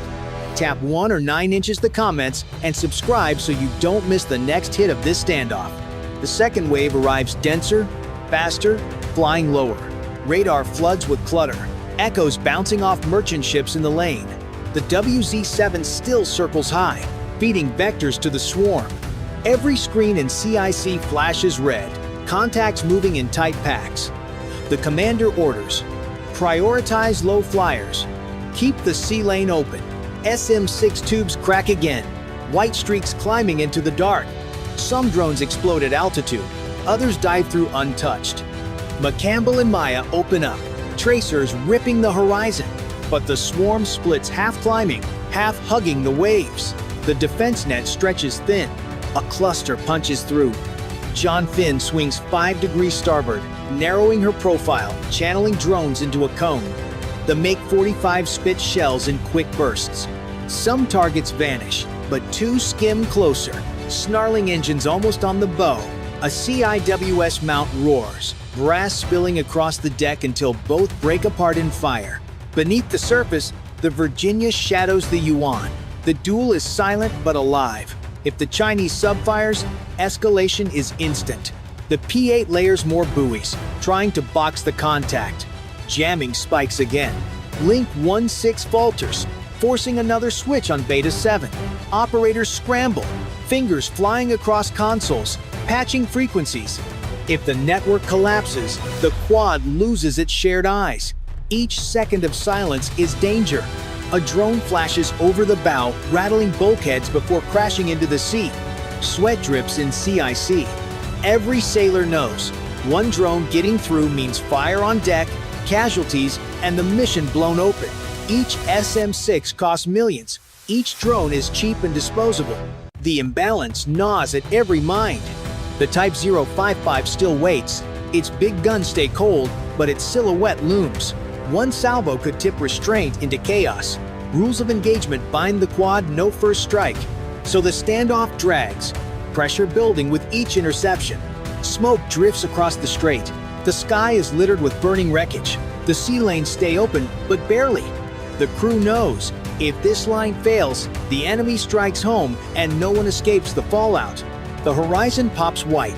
Type 055 fires a warning broadside across the lane. One 130mm round smashes a Malaysian tanker, rupturing fuel. A rolling boom echoes, fire blooms, a black column climbs, and oil spreads fast with the current. The sea lane unravels. Freighters shear, horns blare, pilots shout for spacing. AIS pings stutter. Some masters kill lights, turning the strait into a maze. On guard in Channel 16, overlapping calls flood the air. Fire, spills, injured crew. John Finn's CIC logs the hit. McCampbell and Maya broadcast safety instructions in English and Malay, ordering traffic to widen and keep starboard. The Australian P, the 8th of March KS, the slick with flares and vectors tugs toward survivors. A medical kit is staged topside. Damaged east still bites. No first shots. The round hit a civilian, not a warship. Quad commanders argue, retaliate and risk war, or hold and keep the moral high ground. Each minute of restraint lets the slick grow and public anger rise. Jamming spikes, GPS drifts, Link 1-6 stutters. Beta 7 carries the picture, thin but steady. Tech scrub frequencies and reseed keys. Training pays off. The plot holds. Below, Virginia shadows the Yuan edging forward, testing the box. Both subs pivot like chess pieces, never exposing a clean angle. One torpedo here would snap the leash. Singapore declares an exclusion zone and reroutes pilots. Cameras catch the plume. Hashtags jump across Kuala Lumpur and Jakarta. For John Finn's crew, the mission bends. Defend the lane, shield civilians, and hold credibility under fire. Hit back or hold. After a civilian is struck, what's your call? Press 1 or 9 and subscribe for the next move. The last wave comes in.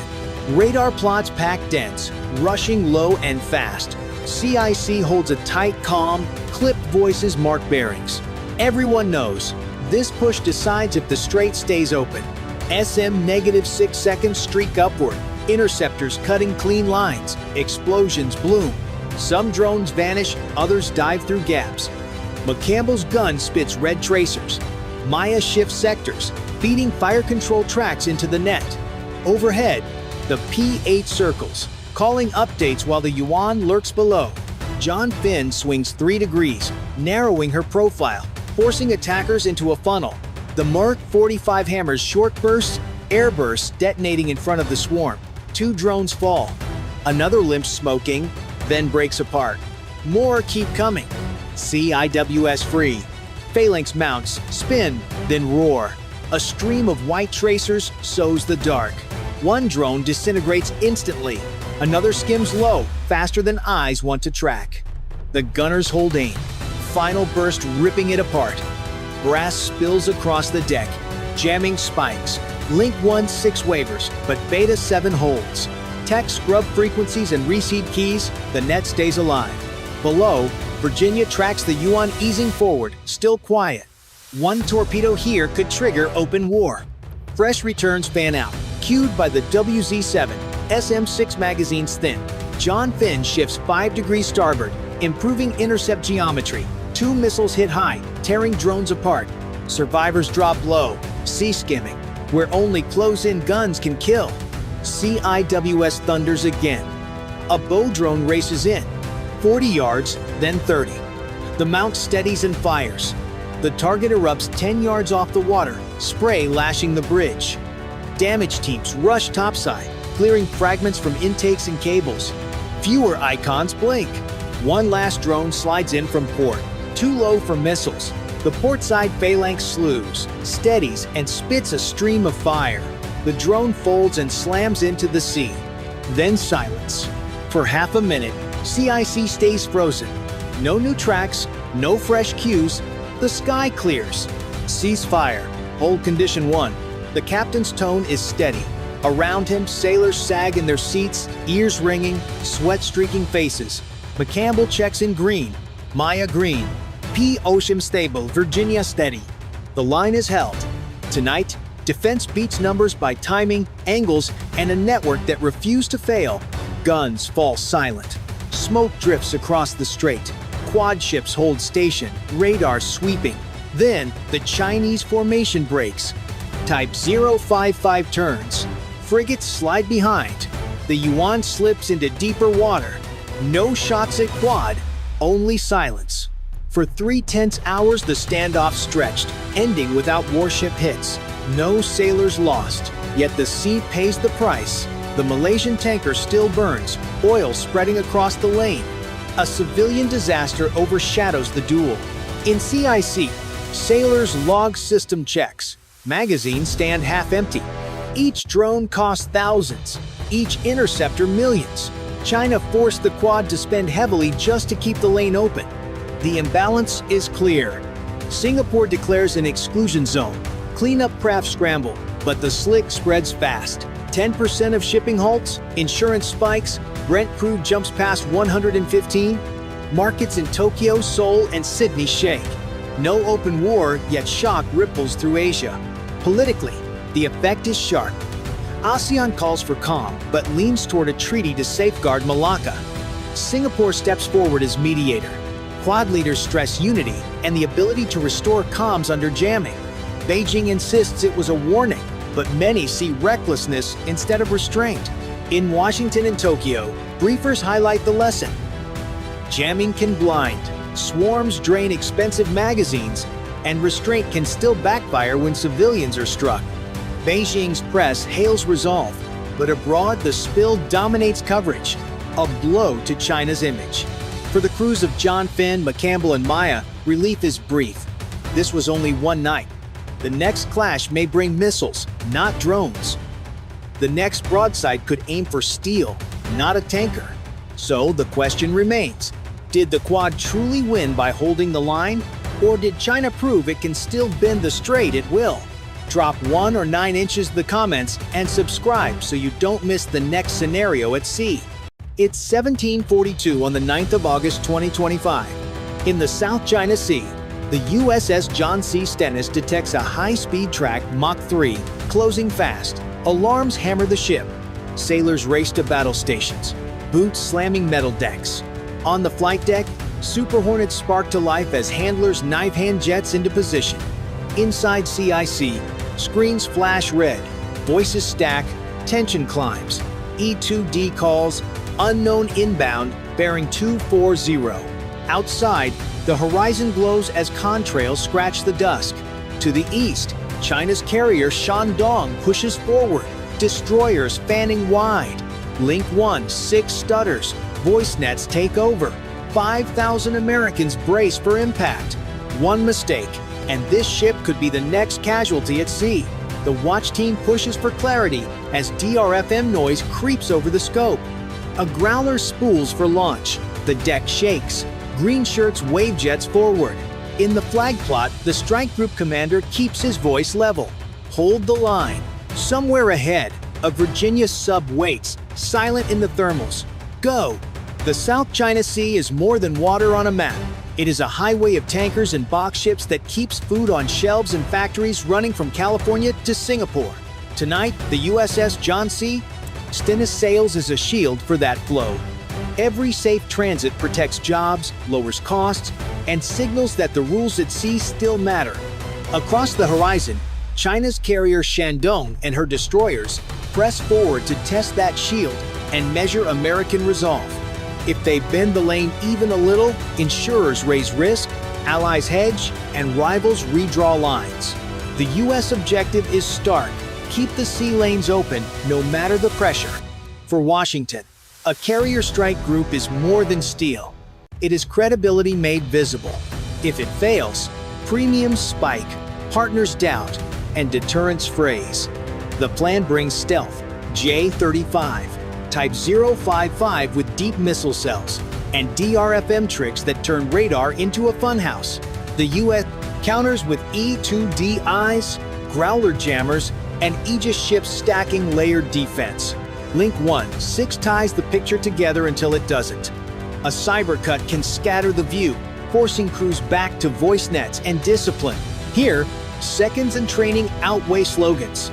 These stakes are human. 5,000 Americans eat, sleep, and fight on Stennis. Every choice carries weight. Beneath them, a Virginia-class sub stalks silently through a thermal layer. Somewhere ahead, a Yuan-class boat listens back. Overhead, AEW planes from both sides outline the fight. The question is simple and brutal. Who holds the lane when the jammers light up and the first missile leaves its rail? If you think the U.S. holds the edge, press 1 inch the comments. If you believe China's carriers and escorts can break the shield, press 9 and subscribe so you don't miss what comes next. At 1810, the first Chinese J-35 lift from Shandong. Their wings glint as they climb, radars on, missiles armed. The U.S. E-2D calls them out instantly. Multiple fast movers, range 200. On Stennis, the launch sequence is already rolling. Catapults, slam, steam blasts, and F, divided by A, 18 Super Hornets leap skyward, armed with aim negative 120 seconds, and Har missed the fight for the air layer begins. At sea level, the Aegis destroyers swing into tighter arcs around the carrier. USS Higgins and her sisters load SM-6 interceptors, hatches snapping open.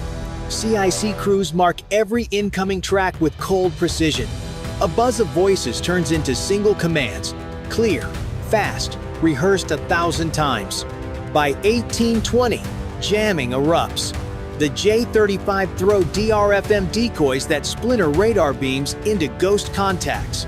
For a moment, SPY-1D sees too many targets to count. Hold tracks, don't waste shots, the commander warns. Then one lock stabilizes, and the first SM-6 streaks into the night. It arcs high, searching, then dives. A distant flash marks a kill. The crew doesn't cheer. More dots keep coming. Growlers join the fight, their pods screaming invisible noise across enemy frequencies. Pilots call Magnum as harms streak toward jammers on the Chinese flank. Explosions flare, then fade into smoke. But the sky fills again: new fighters, new missiles, more shadows to chase. At 1825, the Virginia-class submarine makes her move. USS Missouri launches a pair of Tomahawks, skimming low across the waves. They aim not at the carrier itself, but at the screen of destroyers forming the wall. If they can break that wall, Shandong becomes vulnerable. But the Chinese frigates spot the trails and scramble defenses, lighting the horizon with interceptors. One Tomahawk dies in midair. The other disappears into the haze. No confirmation yet. Above it all, contrails crisscross in jagged patterns. AMRAAMs chase PL-15. Each missile a coin flip of survival. A Hornet dodges hard, flares ripping past its canopy. A J-35 dives out, smoke trailing. The radio fills with short clip calls. Fox 3, Splash 1, defensive, break left. Explosions roll in the distance like thunder, and the night sky becomes a chessboard lit by fire. The opening exchange is brutal, fast, and nowhere near over. At 1830, the second wave arrives. Several Chinese drones slip through gaps in the radar picture, their small signatures hiding inside jamming clouds. USS Higgins fires bursts of SM-2, scoring hits on some, but not all. The carrier group shifts formation, destroyers pulling in closer, bows cutting spray as they tighten angles for mutual defense. The carrier turns a few degrees into the wind, narrowing its profile. On deck, more Hornets launch in a steady rhythm, each jet catapulted into the night sky to plug holes in the shield. Below deck, sailors haul ordnance. Sweat pouring. Voices drowned by the constant thunder overhead. Every man and woman knows. If one drone breaks through, the damage could cripple the ship. Guns thunder. CIWS batteries track targets at close range, shredding metallic bodies into fireballs. Yet two drones keep coming, weaving low, sea spray washing their fuselages. Alarms howl across Stennis. Inbound range 5 miles. The deck shakes as phalanx systems spit streams of tracer fire. One drone explodes in a flash, the other slips lower, vanishing beneath radar coverage. For seconds, no one breathes. Then, silence. Did it miss, or is it still out there? In the Combat Information Center, the commander pushes for clarity. Screens flicker, voices tighten. Hold defense posture. Keep sensors scanning. Sailors reset, recheck, and reload. The wall of defense stands, but cracks are forming. Each strike burns missiles worth millions against drones that cost thousands. The math of war is shifting, and everyone inside knows it. Above, Hornets dual J-35, flares carving fiery arcs across the night. Pilots strain under G-force, voices clipped and urgent. Over comms, Fox 2, defensive break, splash one bandit. The fight in the air drags on, relentless. The sea grows darker as smoke mixes with dusk. Sparks drift off the horizon where interceptors detonated seconds before. Yet the battle is far from over. Both sides trade blow for blow, neither breaking, neither giving ground. Now it's your call. If you think the US defense still holds firm, press 1 inch the comments. If you believe the Chinese wave is beginning to crack the shield, press 9 and don't forget to subscribe to follow the next strike.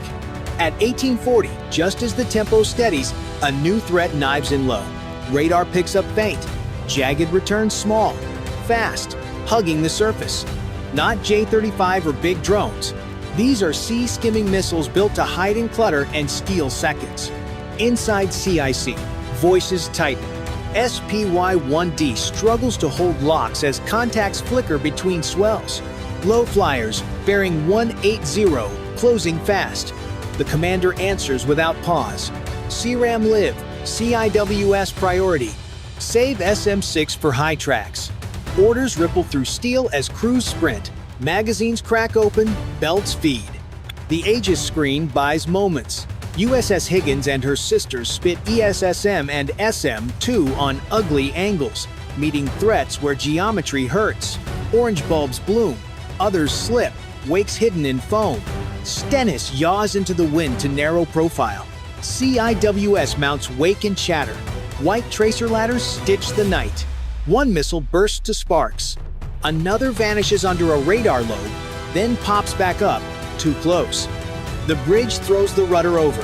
A roar, a sheet of spray, then emptiness. No hit this time.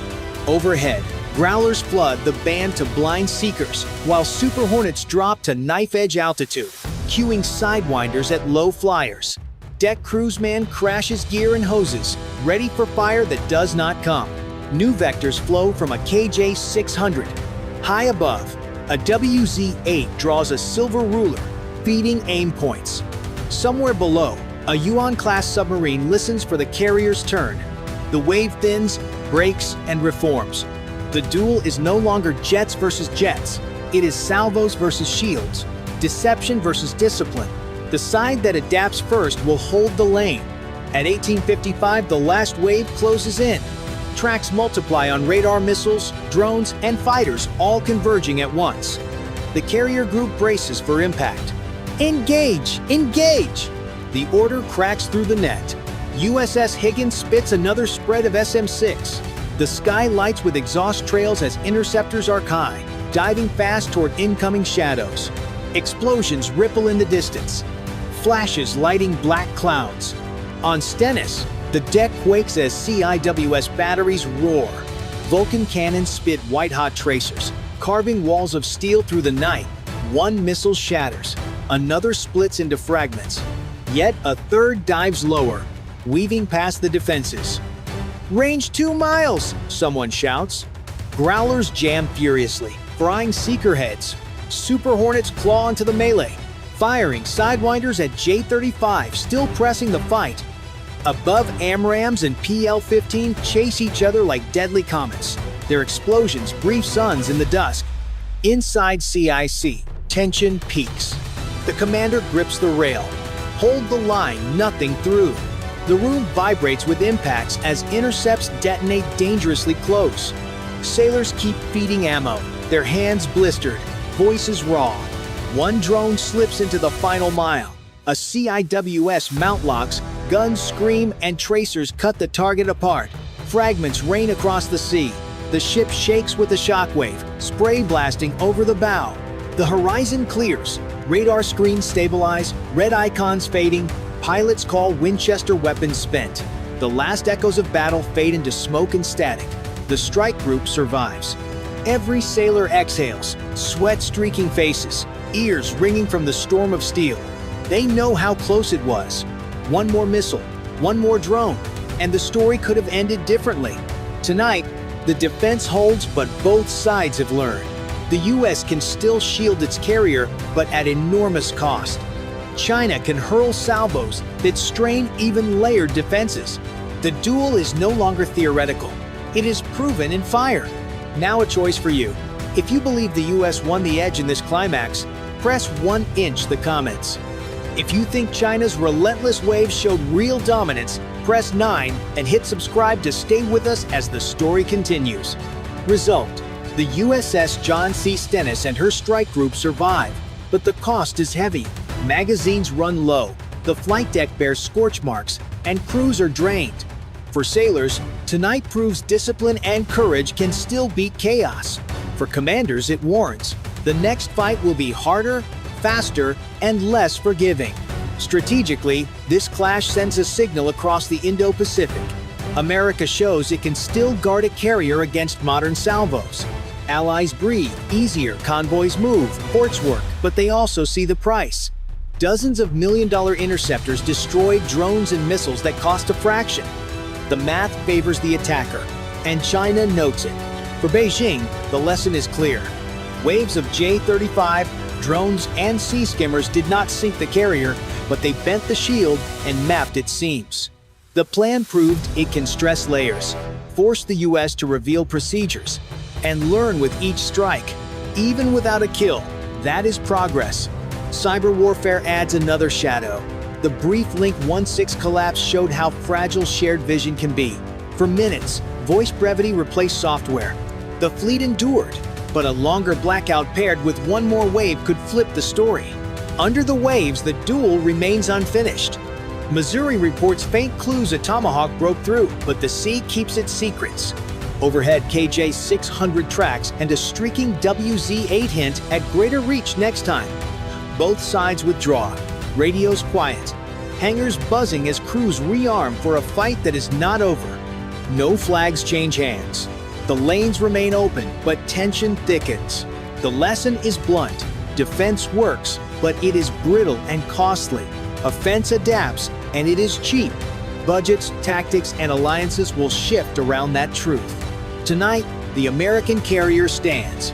Tomorrow, another wave will come, perhaps larger, perhaps mixed with shore-launched missiles. The question is no longer if, but when and who adapts first. Your call.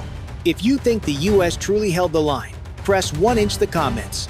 If you believe China forced a costly survival, press 9 and subscribe so you don't miss the next strike. It's 08, 15 inches the morning, the 18th of July 2025. In the narrow waters of the Malacca Strait, 2 American F-16s slice the humid air on routine patrol. A soft chime becomes a shriek, strange thermal spikes bloom beneath the waves. Possible submarine. A pilot calls, breath short. The ocean answers first. A silver streak tears upward. The lead Viper vanishes in a flash and a spray of metal. The wingman yanks hard left, flares screaming, altitude bleeding. Another shape breaks the surface, an unmanned underwater drone, black and fast, tossing shrapnel that chews his right wing. Smoke pours, warning lights blossom like a Christmas tree. He steadies the jet, jaw clenched, eyes wet with heat and fear. Far below, something big is moving and listening. Alarms multiply, radios stack with overlapping voices. Somewhere to the east, ships change course. To the west, a shadowed shoreline drifts past, indifferent. This was supposed to be quiet water. Instead, the morning is turned into a trap, and the trap is closing. The Malacca Strait is one of the world's busiest waterways. Each day, tankers and container ships squeeze through a narrow lane that links the Indian and Pacific Oceans. Fuel, food, and microchips ride these hulls, feeding jobs and daily life from California to Japan. A slowdown here does not stay local. It hits prices, shelves, and trust. The strait narrows to a few miles, forcing traffic into tight, predictable lanes. This morning, a small American patrol was tasked to keep that lane open. Two F-16 out of Singapore scanned for trouble and cued larger forces. Below them, a U.S.-owned guided missile submarine waited in silence, while strike aircraft stood alert at Guam and Diego Garcia. Across the strait, Chinese boats hunted low and slow. A nuclear-powered Chang'e carried long-range cruise missiles. A quieter Yuan-class used air-independent power, modern torpedoes, and small scout drones meant to draw defenders into bad shots. Together, they built a layered ambush. Both capitals understood the message at stake. For Beijing, pushing U.S. patrols back from Malacca would prove that China sets the rules close to home. For Washington, losing freedom to operate would shake allies and invite more tests elsewhere. So the response came fast. EA-18 grams growlers to blind radars and jam links, F-35 amperes to find and strike, and USS Michigan loading coordinates for Tomahawk launches. A B-2 heavy bomber waited to hit hardened nodes. An MQ-9 watched the sea surface for wake and periscope clues. Each move buys time and denies surprise. A single hit on a tanker here can spike insurance and halt convoys. Who holds the edge in this choke point duel, U.S. stealth and missiles, or China's silent hunters? Tap 1 if you think America keeps the sea open, or 9 if the submarines flip the fight and subscribe to follow the next move. 8:37. The fight surges. From Anderson on Guam and EA-18 grams, Growler knifes west, built to jam, confuse, and blind. Noise floods the battle space. Enemy data links stutter.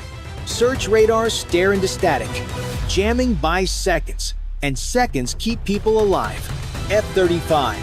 As rise from Singapore, clean and quiet, weapons checked, radios tight. Stealth delays detection long enough to choose the terms of the fight. 8:45.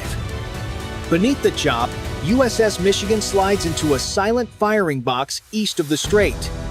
The Ohio-class SSGN carries over 150 Tomahawks, enough massed fire to bend a campaign. Watchstanders fuse tracks from satellites, MQ-9 feeds, and patrol aircraft.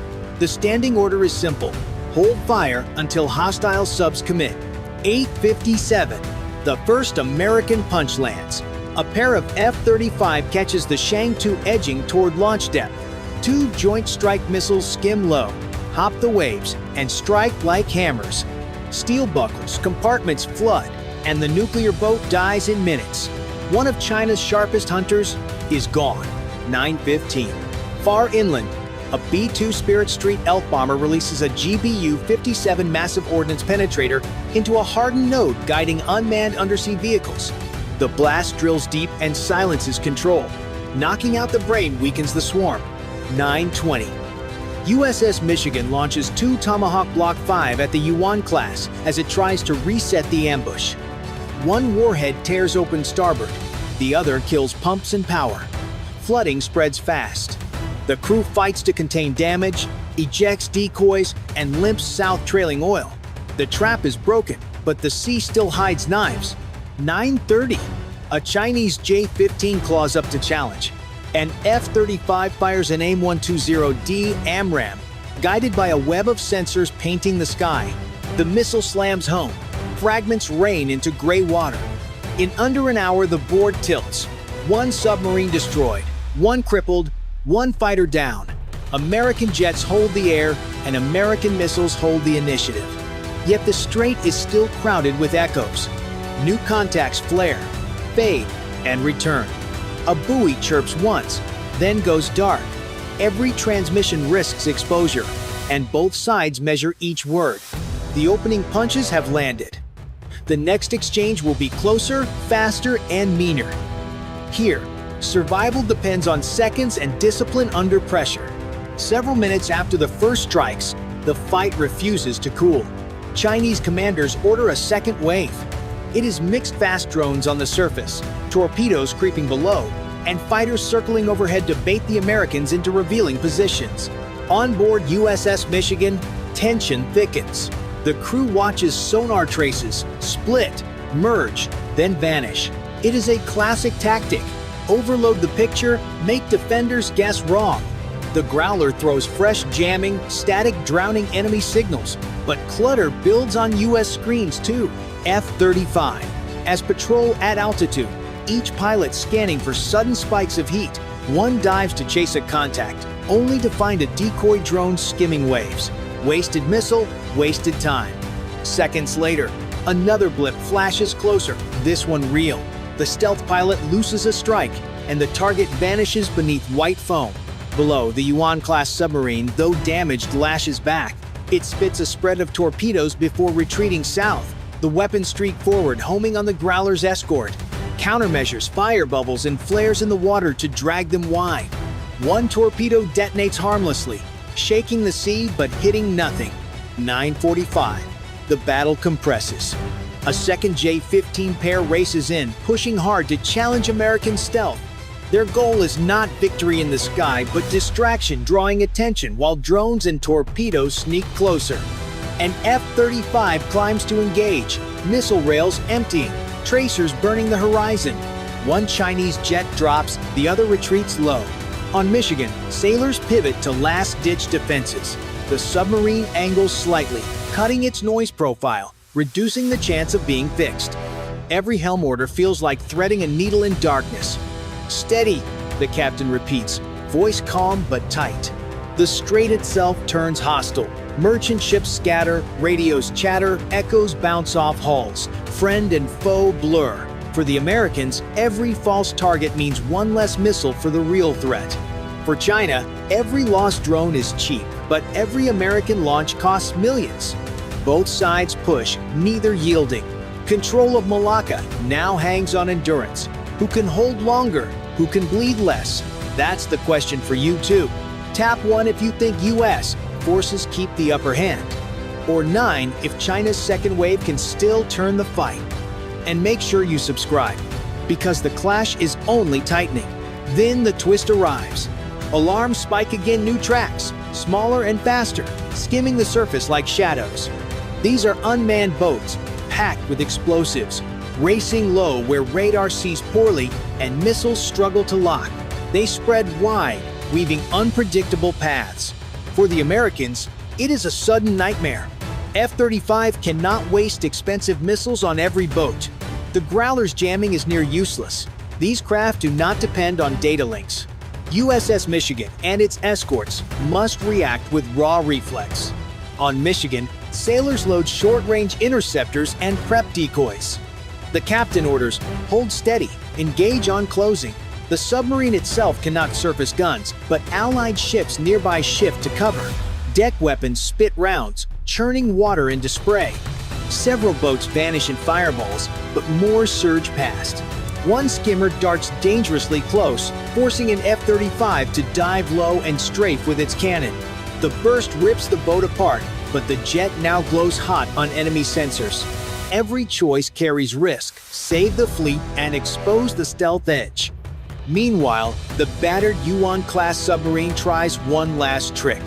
It deploys unmanned undersea drones, each carrying noisemakers to mask the approach of the explosive boats. Screens clutter again, alarms overlap, sailors fight to separate real from fake. Seconds matter, hesitation is deadly. The fight narrows to bare instinct. Gunners track wakes, pilots snap to calls. The Growler scrambles fresh jamming patterns, even if only to buy distraction. Every second feels stretched thin. This is not the duel both sides trained for. It is messy, chaotic, and close to the skin. And it forces one truth: the side that adapts faster wins. The last wave closes in. Surface drones and torpedoes converge from different angles, forcing split-second calls. USS Michigan cannot run. It must fight where it stands. F-35 sweep low, firing bursts at skimming boats. Explosions tear across the water, spray rising like walls. One jet loops wide, drops a glide bomb, and clears a path. But ammo counts fall fast, and more tracks appear. Above, a J-15 pair dives through jamming haze, aiming at the Growler. American stealth answers and F-35 fires first. The AMRAAM finds its mark, turning one jet into fire. The other flees, mission broken. 9:58. The Yuan-class submarine makes its final gamble. It launches a torpedo spread at Michigan's position. Sonar screams, countermeasures deploy. Two torpedoes veer off, fooled by noise. One keeps coming. The captain orders a hard turn. The sub groans under strain, water rushing loud against plates. Second stretch, then a thunderous blast close, but wide. The crew steadies, sweat dripping, hearts pounding. Above the waves, escorts fire close-in weapons at drones slipping past. Guns, thunder, tracers carve red lines.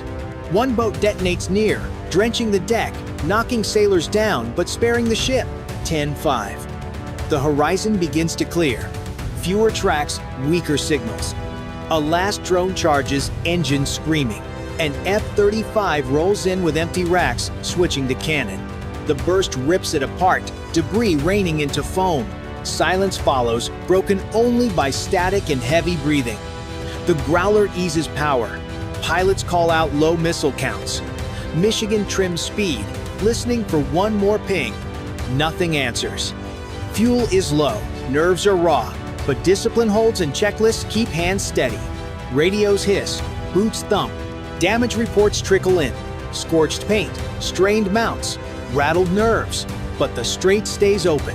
Tankers resume lanes, slow but steady. The Americans hold ground they cannot lose, and the message carries far beyond these waters.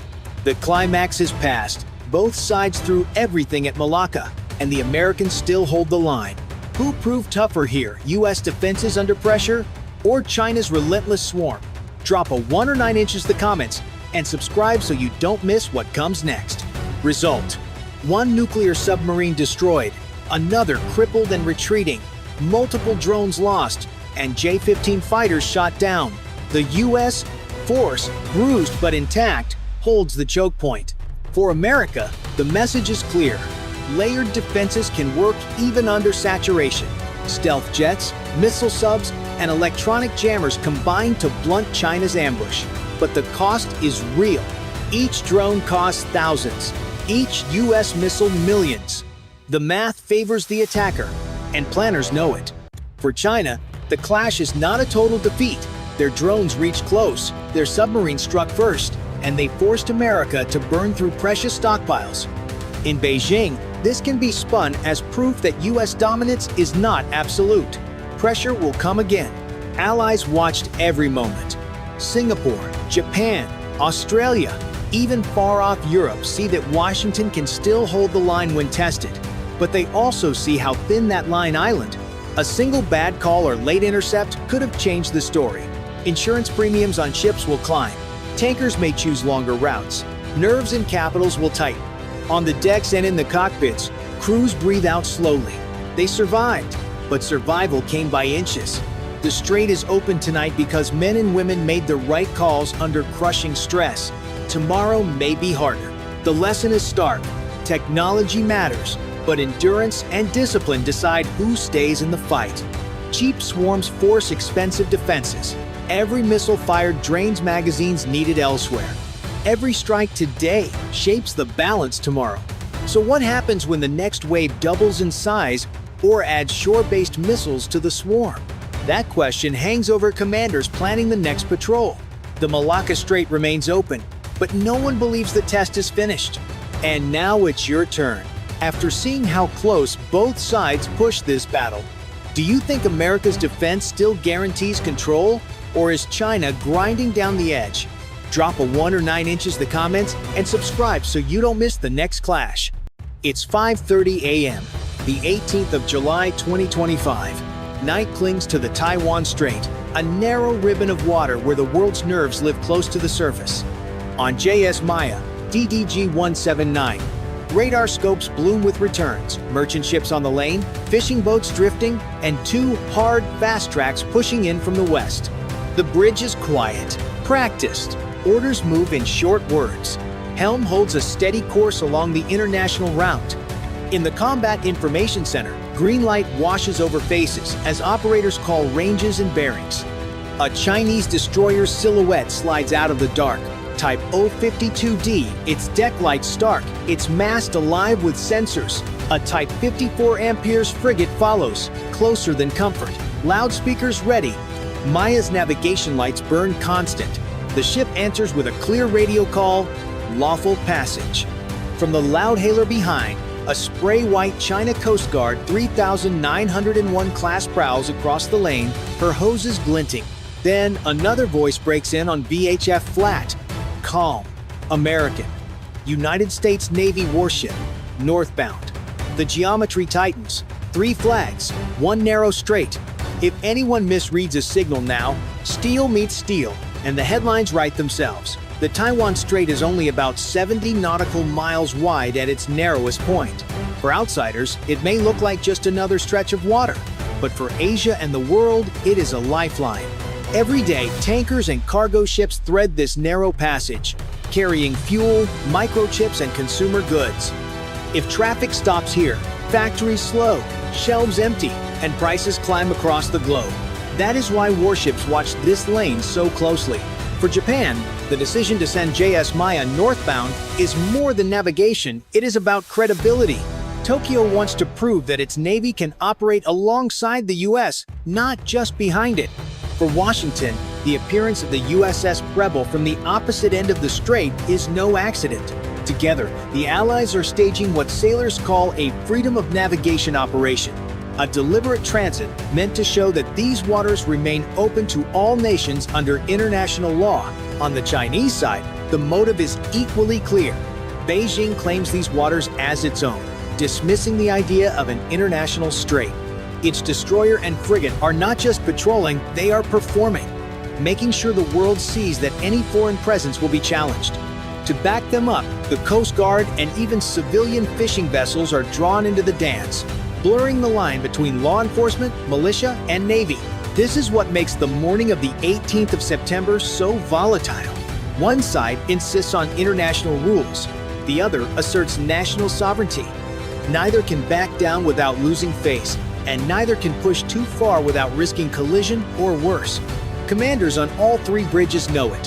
One wrong helm order, one misread radar lock, and suddenly the standoff becomes an international crisis. For sailors, the tension is not abstract. It is the risk of steel on steel, missile against missile, lives hanging on judgment calls in seconds. For governments, it is the balance between deterrence and provocation, a tightrope act played out in front of the cameras. And for you watching, it raises a simple but powerful question. If you were on the bridge of JS Maya, would you hold course to prove your right of passage, or turn aside to avoid a clash? Comment 1 for hold course, 9 for turn, and don't forget to subscribe for the next chapter of this unfolding story. On one side sails Japan's JS Maya, a modern Aegis destroyer built to shield fleets and cities. Its heart is a powerful radar able to see threats hundreds of miles away, linked to vertical launch cells that can fire surface-to-air missiles, anti-sub rockets, or interceptors against ballistic weapons. On deck sits a 5-inch gun for surface duels, and tucked aft, a helicopter hangar with a Seahawk ready to lift off. Maya is not the largest ship in the Pacific, but it is among the most capable, designed to stand in the line when things get dangerous. Facing her across the lane is China's Type 052D destroyer, bristling with long-range missiles.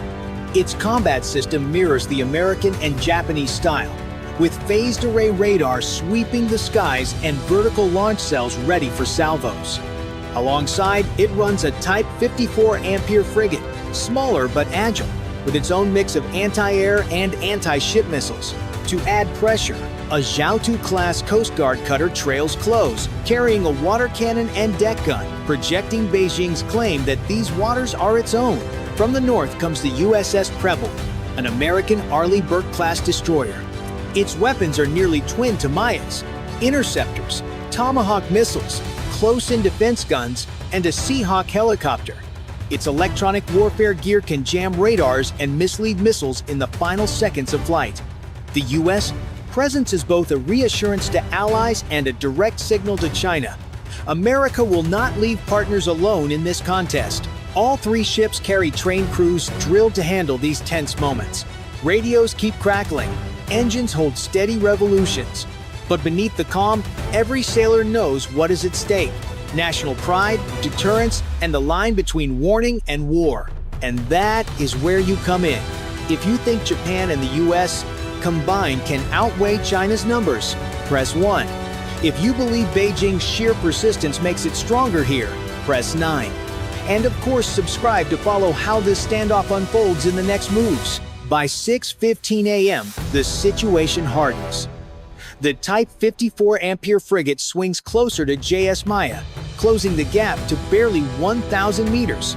Its loudspeaker booms in Mandarin, demanding the Japanese ship leave what it calls Chinese territorial seas. On Maya's bridge, officers remain stone-faced. Their reply is steady: this is an international waterway, and the ship will continue lawful passage. A coded signal light flashes, reinforcing the message without raising the temperature. Meanwhile, the Zhaotu-class Coast Guard cutter turns its hoses toward Taiwanese fishing boats trailing behind Maya. Arcs of water lash small decks, forcing trawlers to sheer away. To the Japanese crew, it is a reminder the encounter is more than warship against warship. Civilians are caught in the middle, and Beijing is using every lever at once. Minutes later, the O-52D destroyer sharpens the tension. It alters course deliberately, cutting across Maya's bow at less than 500 yards, close enough that the wake slaps against the hull. The maneuver is dangerous, a show of force that risks collision. On Maya's deck, the whistle shrieks 5 short blasts, the universal danger signal, but the ship holds its line. Inside the Combat Information Center, operators track the Chinese vessel, fingers near fire control consoles. Still, the captain resists arming weapons. The rules of engagement are clear: defensive action only if locked by hostile radar or fired upon. The standoff stretches. Every ship now broadcasts position reports, not just to each other, but to the world. Civilian tracking networks pick up the movements, and the drama spreads across social media in real time. Far from the strait, in Tokyo, Washington, and Beijing, officials' phones buzz with urgent updates. For sailors, none of that matters. What counts is the next turn of a rudder, the next tone in a headset, the next blip on radar. At 7 a.m., a new factor enters. From the north, USS Preble, DDG-88, makes its approach, closing the geometry into a tense triangle. Its captain calls on VHF, voice calm but edged.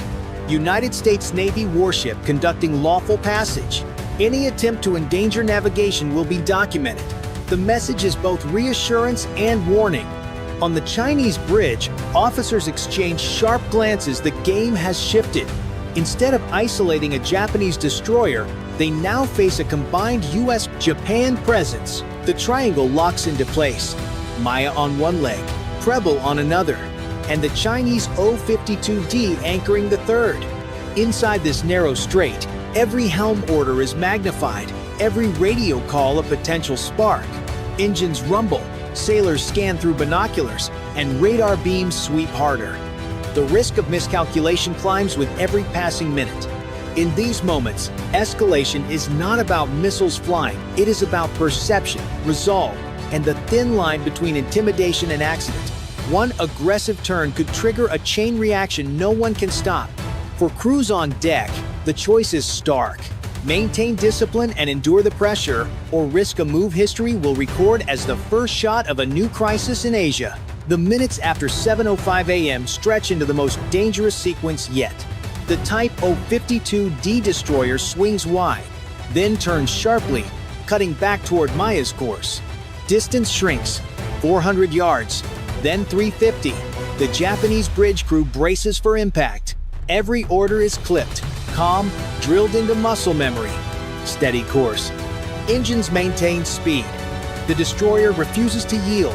On Maya's deck, sailors clutch railings as the Chinese hull looms larger. In the Combat Information Center, the radar operator calls out. The enemy's fire control radar is sweeping harder, skimming just short of a lock. One more step, and it could be read as hostile intent. The Japanese captain's hand hovers near the weapons release key, but holds. The mission is freedom of navigation, not escalation. Suddenly, the Type 54 Ampere frigate makes its own move.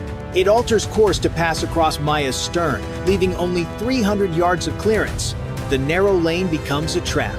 The water churns as wakes overlap, buffeting the Japanese destroyer. Whistles blare, and 5 short blasts cry again across the strait. On Maya's deck, the 5-inch gun is manned, ammunition ready. The phalanx whirs, spinning up, but not firing. From the north, USS Preble reacts. Its captain orders the MH-60R Seahawk airborne. The helicopter rises, cameras rolling, transmitting every frame to higher command. Over the radio comes a firm declaration. Unsafe maneuvers recorded. Responsibility will be clear. The presence of the American aircraft changes the geometry China knows. Every aggressive step is now documented and broadcast beyond the strait, yet tension only spikes higher. The O-52D's missiles are reported hot, hatches powered, and systems awake. Maya answers by bringing a pair of SM-2 interceptors online in its vertical launch cells. Preble does the same with ESSMs. For a moment, the triangle of steel is balanced on a knife edge. One radar lock, one misfire, and salvos could cross the sky within seconds. On deck, sailors stare at the opposing bridge through binoculars, close enough to see figures in uniform. Engines thrum, horns blast, and water foams as 3 great hulls circle within a strait, too narrow for comfort. For the men and women aboard, it is not theory. It is the split-second reality of steel, fire, and lives in the balance. The standoff teeters. And here's where you step in. If you were commanding JS Maya, would you hold course to prove your right of passage, press 1, or yield to avoid collision, press 9? Either way, subscribe so you don't miss how this clash resolves in the final act. By 7:40 a.m., the crisis eases. Orders ripple through the Chinese formation. The O-52D destroyer steadies its helm and pulls away, opening distance to over 2 nautical miles. The 54 Ampere frigate follows, sliding back into line. The Coast Guard cutter throttles down, no longer spraying its hoses. The geometry that had pressed so tight begins to stretch, giving every ship breathing room. On JS Maya, tension is still thick, but sailors exhale for the first time in an hour. Damage control teams sweep decks, checking for stress or collision marks. In the CIC, operators keep tracking every contact, knowing the shadowing will continue. Over the intercom, the captain's voice is measured. Transit continues, mission intact. The destroyer has held course. For the Americans on USS Preble, the outcome is just as important. By arriving from the north and standing firm, the ship showed that the US will not leave allies isolated. The presence of the helicopter recording every maneuver ensured the encounter could not be denied. For Beijing, the retreat is not defeat, but recognition. The cost of pressing further could have triggered an accident with 2 opponents at once. Beyond the strait, the meaning is larger. For Tokyo, this proves its navy can stand in contested waters without Washington taking the first step. For the US, it reaffirms commitment and deters attempts to squeeze partners. For China, it is a reminder that pressure carries risks, and staged shows of force can backfire. The Taiwan Strait remains a choke point where trade, military power, and pride intersect. A single near miss can ripple into diplomacy, markets, and security across the Pacific. That morning, the 3 navies step back from the brink. The next encounter may not end as calmly. Closing question. Did Japan and the US send the stronger signal by standing firm, press 1? Or did China prove persistence is its own power, press 9? Either way, subscribe now to see how the next standoff unfolds in the skies above the East China Sea. At exactly 0923 hours on the 14th of June 2025, the USS Princeton was slicing through the calm waters of the South China Sea on what was supposed to be yet another routine freedom of navigation patrol. Her spy radar, the most advanced naval sensor in the world, suddenly painted a return that shifted the crew's mood from routine to razor-sharp focus. A Chinese Type 052D destroyer previously loitering at a comfortable 200 kilometers away had just surged from 18 to 30 knots in under 90 seconds. Unbeknownst to the Americans, the destroyer's captain had just received fresh orders from Beijing. Intercept the Americans and force them to blink first. But Beijing was about to relearn an old lesson. Challenging the US Navy in open water has never been a wise idea. Far to the west, the massive silhouette of the Nimitz-class carrier USS Nimitz anchored the strike group's formation. This wasn't just a collection of ships, it was 104,600 tons of American diplomacy, carrying 90 of the most advanced aircraft on the planet, keeping the world's busiest sea lanes open. For decades, American sailors had safeguarded this region, ensuring that $4 trillion in annual trade container, ships full of electronics bound for Best Buy, tankers loaded with liquefied natural gas, moved without interference. They were in international waters, a solid 180 nautical miles from the nearest Chinese territory. The mission was by the book. Predictable course, transparent intentions, professional conduct, the kind of seamanship that separates real navies from floating militias. 3 minutes later, at 0926, radar operators confirmed the contact. A Type 052D destroyer of the Chinese Navy, threat level assessed as moderate to high. In the Princeton's Combat Information Center, the tactical action officer studied the target's vector with calm detachment. With 122 vertical launch cells bristling with SM-6 missiles, the Princeton could erase any hostile ship from the map in seconds. At the destroyer's current speed, weapons engagement range was just 17 minutes away.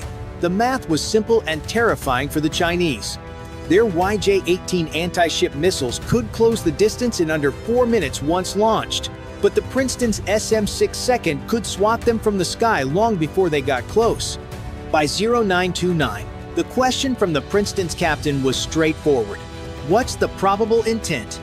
The answer came back without hesitation. At this heading and speed, the Chinese destroyer would enter weapons release range in just 14 minutes. The Combat Information Center recommended going to general quarters. The captain's reply was pure American steel. Let's see how badly they want to embarrass themselves first. He wasn't bluffing. The South China Sea at that moment was crowded not with warships, but with the lifeblood of global commerce. 46 merchant vessels moved within a 50-mile radius. A Singapore-flagged container ship stacked with semiconductor crates, a South Korean LNG tanker worth $200 million, and countless others whose safe passage depended on the US Navy's quiet but resolute presence. Should Beijing succeed in militarizing these waters, every one of them would be at risk. The strike group's cooperative engagement capability went to work at 0930, seamlessly sharing the Princeton's threat data across the entire formation. The Nimitz, her flight deck buzzing with operations, subtly shifted her position. The destroyers Chung-hoon and Kidd adjusted stations, tightening the defensive ring around the carrier. Any attack against the Nimitz would mean running a gauntlet of American firepower from multiple directions. Every move was deliberate, professional, and precise. No wild maneuvers, no panic. Just quiet confidence backed by overwhelming capability. From above, it would have looked like a chessboard slowly locking an opponent into checkmate. By 0935, the tactical picture was about to get even more complicated. From high above at 25,000 feet, an E-2D Hawkeye orbiting in its racetrack pattern reported a change in the theater. Multiple aircraft were lifting off from the Chinese carrier Shandong. Their radar signatures matched J-15 fighters, China's answer to the American F/A-18, now climbing and heading south. If Beijing's plan was to intimidate, they had just committed to raising the stakes. From the Hawkeye's vantage point, the incoming J-15 second looked determined if a bit overconfident. Climbing hard, their formation arrowed south toward the American strike group. But the air controllers aboard the E-2D quickly noticed something almost comical. The J-15 were struggling to gain altitude. The culprit was no mystery. China's ski jump launch system, the pride of the Shandong, severely limited takeoff weight. That meant reduced fuel and smaller weapons loads an uncomfortable handicap when facing a fully fueled American carrier air wing. While the drama played out in the skies, a new contact appeared below the waves. Sonar operators aboard the Princeton picked up the telltale acoustic signature of a diesel-electric submarine, bearing 80 nautical miles away. Classification: probable type 039. Instead of the stealthy whisper of a professional crew, this boat was broadcasting its presence like a freight train. The captain's dry remark, "Any competent submarine crew would be mortified," earned a few chuckles in the CIC. Beijing's intentions were becoming clear. This was a multi-domain intimidation campaign. A destroyer pressing from the west, a submarine creeping from the southwest, and carrier-borne fighters sweeping down from the north. On paper, it was a coordinated show of force. In reality, it was a parade of mismatched equipment. 1,992nd-era surface ships, ski jump fighters that burn fuel faster than they climbed, and noisy submarines that might as well be pinging their coordinates over the radio. For the U.S. Navy, this wasn't a fight, it was a live-fire rehearsal without the firing. American pilots and sailors calmly cataloged every radar pulse, every maneuver, every acoustic note, feeding it into an ever-growing library of Chinese capabilities and weaknesses. If Beijing thought they were rattling Washington's nerves, they were badly mistaken. At 0943, an RC-135B rivet joint, a lumbering Boeing 707 crammed with electronic intelligence gear, added another layer to the picture. For 6 hours, it had been orbiting well outside the engagement zone, hoovering up every emission from the Chinese task group. The Mandarin linguists on board were, by all accounts, having a field day. One particularly telling intercept came through. Dark Star confirms Chinese pilots requesting permission for aggressive maneuvers. Repeat, requesting clearance to buzz our ships. In other words, even their aggression needed approval from faraway Beijing. By the time that permission came, the tactical situation would have shifted 3 times over. The Americans were operating inside the opponent's decision loop, a position from which victory is all but inevitable. By 0947, the crisis slid to the brink. The Chinese destroyer's Type 346 Ampere phased array radar stopped its wide search and snapped into a hard lock on the USS Nimitz fire control quality, unmistakable and menacing. In naval terms, it was the digital equivalent of raising a pistol, thumbing the hammer, and pointing at the carrier's chest. Many navies would have answered with immediate counter-illumination or even preemptive defensive fire. Inside the Princeton CIC, discipline ruled. Fire recontrol radars stayed in standby. Voices were calm. Checklists flowed. Yet every firing solution was refining in real time. SMI 6-second and SMI 2-second in surface mode, harpoons from other screens, the carrier air wing overhead angles of attack multiplied, while the destroyer's options dwindled. The American crew logged every detail: bearing, range, pulse repetition, time on, time off. The lock held for exactly 30 seconds, just long enough for Beijing to boast, "We could have fired, not long enough to trigger U.S. rules of self-defense." Then came a rash play from above. A lone J-15 broke formation and screamed down on a Hornet in what pilots call a thump, an intimidation pass. The F-A-118 driver Top Gun trained, rolled, inverted, pulled, and slid neatly into the Chinese fighter's 6 o'clock. His helmet display painted a perfect cue. An AIM-910 would have raced straight up the tailpipe. For 3 taut seconds, the solution was solid. The trigger never moved. Professionalism over impulse. Below the thermal layer, the last piece of China's act stumbled. The Type 039 diesel-electric boat tracked quietly for nearly an hour, edged closer under cover of the ocean's temperature gradient. At 0951, it made a critical error, raising its snorkel to recharge just 15,000 yards off the cruiser. Sonar sang out, "Probable type 039, bearing 159, making noise like a freight train." Position fixed within meters. Acoustic fingerprint already in the library.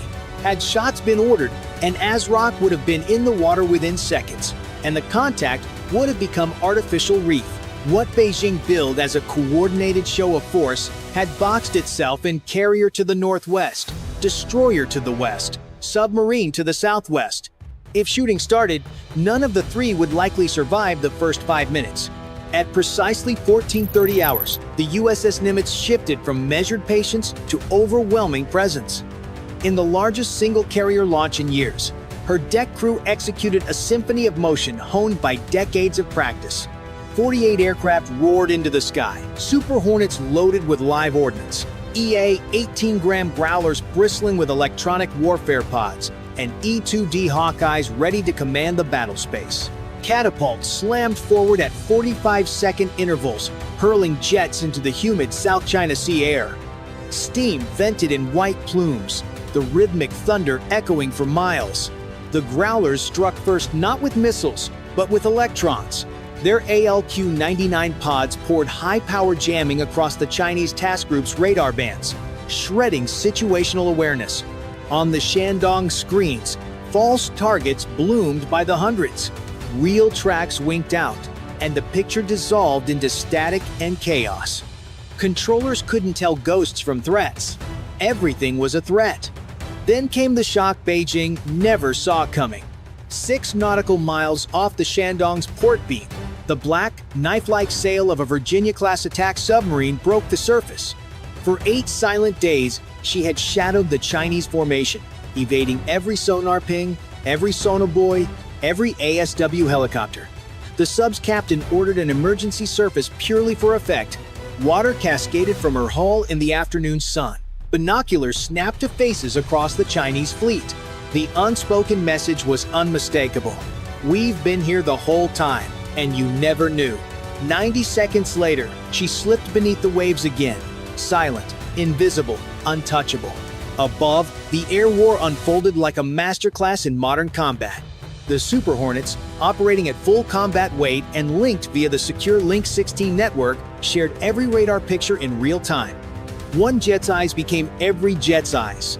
The J-15 hamstrung by voice-only coordination and outdated sensors, were trapped in rigid, close formations, predictable, vulnerable. Growler jamming fractured Chinese communications. Pilots chasing radar ghosts burned precious fuel in fruitless maneuvers. Meanwhile, American fighters executed the wall stacked high, medium, and low in overlapping engagement zones. Any path toward the Nimitz was a suicide run through layers of missiles and cannon fire. By the 40-minute mark, Chinese fuel gauges were sinking fast. Ski jump launches had robbed the J-15 of endurance. Their hard climbs burned what little reserve they had. Engagements ended the same way: American fighters in firing position, Chinese defensive and retreating. Each withdrawal bled more fuel until the inevitable happened. One by one, they peeled away toward the Shandong, bingo lights flashing, combat loads unused. For the Americans, this was not just a show of force. It was a live demonstration of total domain dominant surface, subsurface, and air executed with precision, patience, and devastating effect. By late afternoon, the Chinese formation had been stripped of any credible offensive punch. Their submarine had been humiliated, their destroyer pinned in a kill box, and their air wing bled dry by fuel starvation. The Shandong herself remained a lumbering liability, her ski jump deck emptying fighters faster than she could recover them. American pilots maintained disciplined pressure without firing a shot. Every intercept was precise, every maneuver deliberate. Hornets rolled into firing positions only to break away, sending an unmistakable message: we could end this anytime we choose. Above it all, the E-2D Hawkeyes continued to feed a perfect, God's eye tactical picture to every friendly asset within range, ensuring there were no surprises, only opportunities. At 1,623 hours, the decision finally came from Beijing. The Shandong's escorts altered course, their wakes curving away from the engagement zone. Official Chinese statements later claimed they were concluding scheduled exercises. No one present believed it. The truth was simpler. The attempt to project power in America's self-declared sixth Great Lake had ended in quiet, undeniable retreat. The U.S. strike group held formation, neither chasing nor gloating. The mission remained the same as it had been at dawn: keep the sea lanes open, ensure that every merchant vessel in the region could continue its journey unmolested. From the Singapore flag container ships stacked with semiconductors to the South Korean LNG tanker worth hundreds of millions, the message was clear: you sail under our watch, and you sail safe. On the Princeton, logs were closed with meticulous detail radar locks, sonar tracks, intercept positions, all destined for intelligence archives. Each recorded signal and maneuver was another puzzle piece in understanding how the People's Liberation Army Navy operated under pressure. As the tropical twilight settled over the South China Sea, the Nimitz's flight deck hummed with recovery operations. One by one, Hornets trapped aboard, wings folding as they rolled to their spots. The carrier's island glowed under work lights, a city at sea finishing another day's work. For the American sailors, there was no celebration, just the quiet satisfaction of a job done to perfection. They had faced down a coordinated Chinese challenge across every domain: air, surface, subsurface, and had won without firing a single missile. The adversary had come to intimidate and to claim waters they had no right to. They left with a clear, unspoken lesson. In the South China Sea, the United States Navy is not just present, it owns the fight before it even begins. It's 1942 on August 18th. East of Taiwan, the USS Ronald Reagan Carrier Strike Group suddenly picks up multiple high-arc tracks lifting from the mainland. Klaxons surge. Sailors slam watertight doors, snap on float vests, and race to the launchers. On the hazy horizon, orange spears climb, then tip over DF-21D anti-ship ballistic missiles already inbound. The operations officer calls it ballistic threat. Engage. CIC floods with voices and bearing calls. On deck, crews lash down aircraft and clear the bow. The destroyers Benfold and Barry swing out to shield the carrier. Radar screens spit warning tones. Time to impact is counted in heartbeats. One wrong move, and a billion-dollar ship disappears under fire. No speeches now. Only switch flips, coded reports, and a single choice: shoot now, or watch the ocean swallow 30 years of deterrence. Below decks, the reactor hum deepens. Above, the carrier turns into wind. 60 seconds from now, the Pacific could look different forever. The Taiwan Strait has turned into the most dangerous shipping lane on Earth. On August 14th, Chinese patrols boarded and seized local fishing boats, declaring the waters closed. Within days, Beijing's forces pushed further blockade ships, fighters in the sky, and now ballistic missiles aimed at a U.S. carrier group. For Washington, the mission is not symbolic. These waters connect energy flows, tech exports, and daily goods that stock American shelves. If the sea lane locks down, fuel prices spike, factories stall, and allies from Tokyo to Manila start doubting U.S. resolve. Tankers reroute south and insurers raise premiums. The ripple hits pumps, factory shifts, and grocery aisles back home. The USS Ronald Reagan and her escorts were sent here to keep that from happening. Every radar sweep is a gamble. Protect trade and allies, or watch credibility sink with the carrier's hull. Taiwan's F-16 Volts fly close cover, but their presence only sharpens the stakes. The world watches: can America shield its partners? Or will China prove it can reach out and strike at will? For the sailors inside Reagan's steel hull, the fight isn't about grand strategy, it's about survival. Each alarm means another decision in seconds. Fire interceptors and risk running out, or hold them back and risk a hit. Magazines are deep but not bottomless. Shooting now could leave gaps when the next wave arrives. Every choice weighs lives against consequences thousands of miles away. This is no rehearsal. Every splash in the sea, every flash overhead, shifts the balance between two nuclear powers. And right now, both sides are testing how far they can push before the line breaks. If you were in command, press 1 to fire or 9 to hold. Comment your pick and subscribe for the next move. 1945. Minutes after the first radar alerts, the tracks multiply. What started as 2 ballistic arcs becomes 6, then 8. CIC calls it out. Multiple inbound. Impact less than 4 minutes. The commander has no time to weigh politics. He orders the first intercepts.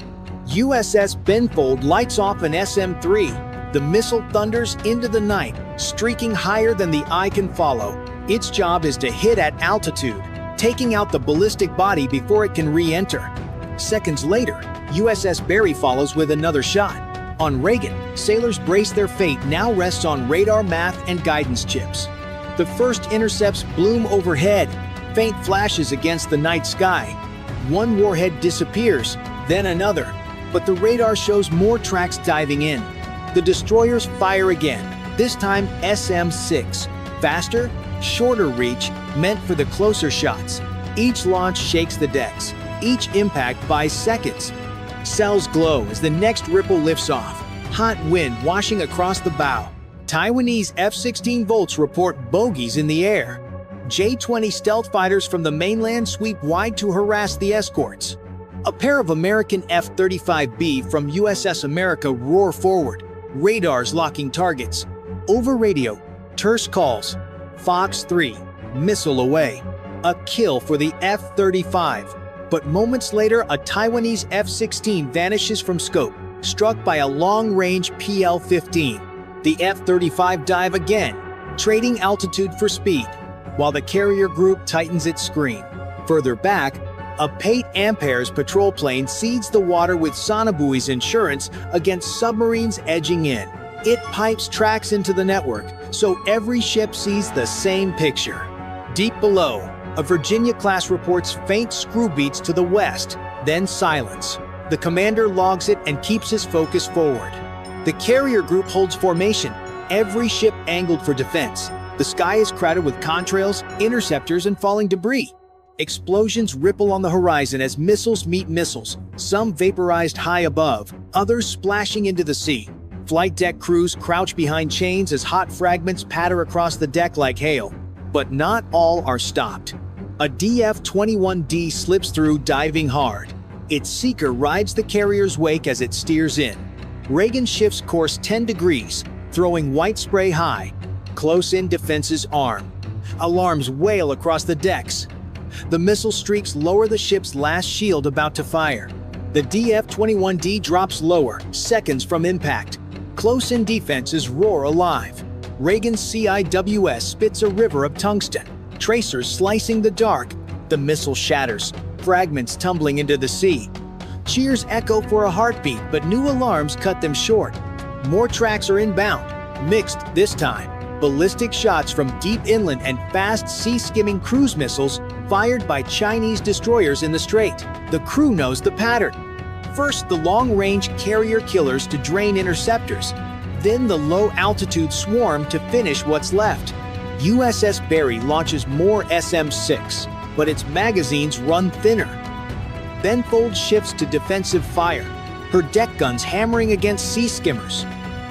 Every ship in the group strains to cover the gaps. Several missiles break through. Explosions rock the ocean. Geysers of salt water blasting skyward. A shockwave slams Reagan's hull. Alarms shriek as sensors briefly go offline. Damaged crews rush below, sealing hatches, checking for flooding. On the flight deck, aircraft crews scramble to lash down jets shaking under the blast waves. J-20 fighters press harder, diving toward the escorts. F-35B and F-16 Volts chase them, missiles arcing between contrails. Two J-20 vanish in fireballs, but not without cost. An American F-35 limps low, trailing smoke, then ditches into the sea near USS America. Rescue choppers launch instantly, their rotors chopping the spray as they race toward the downed pilot. Pressure mounts with every passing minute. The carrier group is holding, but at heavy expense. Below, sonar reports a new contact, possible submarine torpedoes running hot. Above, another radar sweep lights up fresh launches from the mainland. The fight is now three-dimensional. Air, sea, and under the waves all striking at once. The sailors know the truth.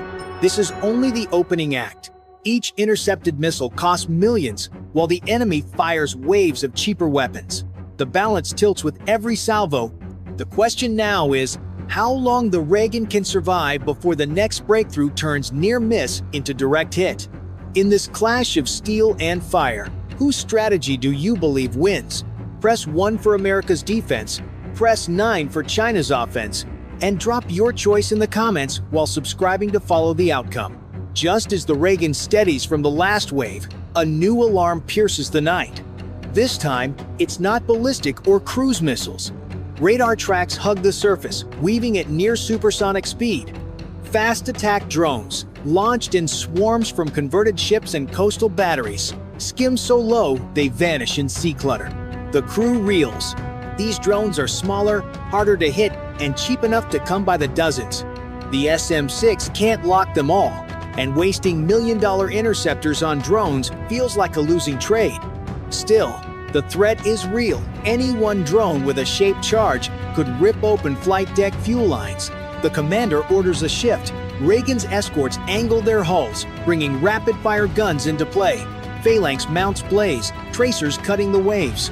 On Berry, sailors man shoulder-fired stingers, a last-ditch defense normally reserved for helicopters. Sparks scatter as drones explode, but more keep coming. Above F-35B, swoop low, cannons shredding clusters before they reach missile range. The ocean turns into a shooting gallery, fireballs flashing, then vanishing into spray. Yet gaps remain. Every drone destroyed means another slipping closer. Damaged crews brace for impact. The sailors feel the difference. Ballistic missiles were terrifying but trackable. These drones are erratic, darting and skipping over waves, daring the defenses to miss. Every gunner knows, if one slips through, the next flash could be their ship. The twist is clear. China adapts mid-battle, forcing the US Navy to spend costly firepower on cheap threats while holding real weapons in reserve. The fight has entered a new phase, where sheer numbers could overwhelm even the best defenses. The swarm closes. Tracers streak across the night as Reagan's CIWS roars again, spitting molten fire into the sky. One drone bursts apart, then another, but 3 more press in. The ship turns hard to port, spray washing the deck as gunners pivot. Berry fires her last SM-6, catching a low skimmer just seconds from impact. Benfold joins with rapid-fire guns, the thunder rolling across the formation. The sea glows with fireballs, but the wave keeps coming. Sailors grip straps, teeth clenched, eyes locked on the horizon. A drone slips close, too close. Reagan's portside phalanx fires at point-blank range. The explosion showers the deck in fragments, sparks dancing across steel, crew ducking behind tie-down chains. The carrier shakes, but the deck holds. Below, damaged teams race to douse small fires before they spread. In the air, the F-35B dived through chaos, cannon fire stitching the night. One shreds a drone seconds before it slams into Benfold's bow. Another takes out 2 with a burst, then peels off low, skimming the water to evade return fire. The sky is alive with tracers, missiles, and dying drones falling like meteors. Then the worst moment hits. A missile, masked by the drone swarm, streaks low from the mainland. CIC screams, DF-26 inbound. It's faster, heavier, and meant to punch through. The Reagan banks again as SM-3 interceptors streak upward, a desperate last defense. One misses. The next connects in a sunbright flash, the shockwave rattling every bulkhead. The warhead never reaches the ship, but the message is clear. The horizon finally clears. The ocean smolders with debris. Survivors breathe out, ears ringing, hands trembling. The Reagan still floats, but the crew knows this was too close. Every defense was tested, every gun run dry, and the enemy is far from finished. For now, the carrier lives. But the balance is shifting. Each wave drains magazines and crew alike. China's salvos grow bolder, America's shield thinner. The next strike could decide everything. If you were in the CIC, would you press 1 for an all-out defense or 9 for a risky counterstrike? Comment your choice and subscribe to see how this fight escalates. The sea falls eerily quiet. Smoke drifts over the water, streaks of fire fading into the horizon. USS Ronald Reagan still stands, her deck scarred but intact, her crew exhausted yet unbroken. Around her, the escorts circle close, some bearing scorch marks, one listing slightly from damage control still underway. The price of survival is written on steel and faces alike. The cost is staggering. A US F-35 lost, a Taiwanese F-16 downed, dozens of missiles and interceptors fired in minutes. Every defense that worked drained magazines. Every drone destroyed ate precious ammunition. China's strategy is clear: bleed the carrier group dry, salvo by salvo, until the shield finally breaks. SIGINT confirms a kill. A Virginia-class put a Type 093 on the bottom. Later, a US fast attack sub goes silent. Barry rides low but steady, her hull scarred and hatches warped. Yet the message to allies is also clear. Against overwhelming fire the American fleet held. Taiwan, Japan, and others watching now know that US carriers can still fight through storms of missiles, even as new threats multiply. Credibility holds, but so does fear, because both sides show they are willing to push closer to the nuclear line. In Washington and Beijing, leaders read the same lesson differently. For US planners, the fight proves layered defenses can survive, but only at crushing cost. For China, the test shows cheap salvos can threaten billion-dollar ships, and pressure can escalate without firing a single nuclear round. Each conclusion pulls the world closer to a dangerous tipping point. Below decks, sailors mop fuel spills and check bulkheads. On deck, crews reload what little they can. Everyone knows more waves are coming. The Reagan may have survived tonight, but tomorrow's strike could be bigger, faster, deadlier. Quiet orders ripple to Yokosuka and Guam. Disperse, rearm, brace for another launch window before dawn. This battle is only one chapter of a widening conflict. For this standoff, press 1 if America's shield holds, or 9 if China's offense breaks through. Comment your pick and subscribe to follow the next strike. The 4th of August, 2025. The skies east of Taiwan, normally filled with commercial jets and patrol flights, suddenly became the stage for a moment that could have changed history. A US Navy F/A-18 Super Hornet was patrolling the skies, its pilot focused on routine surveillance, but in an instant, alarms inside the cockpit began to scream. "Radar lock! Radar lock!" The pilot's heartbeat spiked. A Chinese J-16 fighter jet had just locked its radar onto it. For a few seconds that felt like an eternity, every crew member aboard the USS Ronald Reagan, the massive American aircraft carrier nearby, held their breath. One missile launch, one flash of fire, and the world could have been dragged into a real war. Imagine being that pilot, staring at your radar warning system, knowing that an enemy jet just aimed a weapon at you. A single push of a button from the J-16 could unleash a PL-15 missile, capable of traveling 200 kilometers in less than half a minute, more than enough to shred the Super Hornet before reinforcements could arrive. But the American pilot did not panic. Years of grueling training kicked in. His hands moved with mechanical precision, deploying bright decoy flares that lit up the sky, designed to trick heat-seeking missiles into chasing false targets. At the same time, he activated electronic jamming systems, flooding the airwaves with interference, blinding the J-16's radar as if sand had been thrown into its eyes. Inside the Ronald Reagan's command center, officers watched every movement on massive radar screens.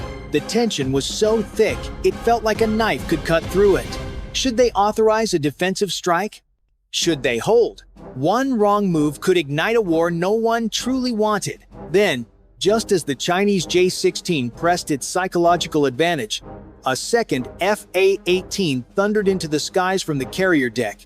It slid silently behind the Chinese jet, locking on without firing. Its very presence was a clear and unmistakable message. If you shoot, we shoot back. The J-16 hesitated. Seconds passed.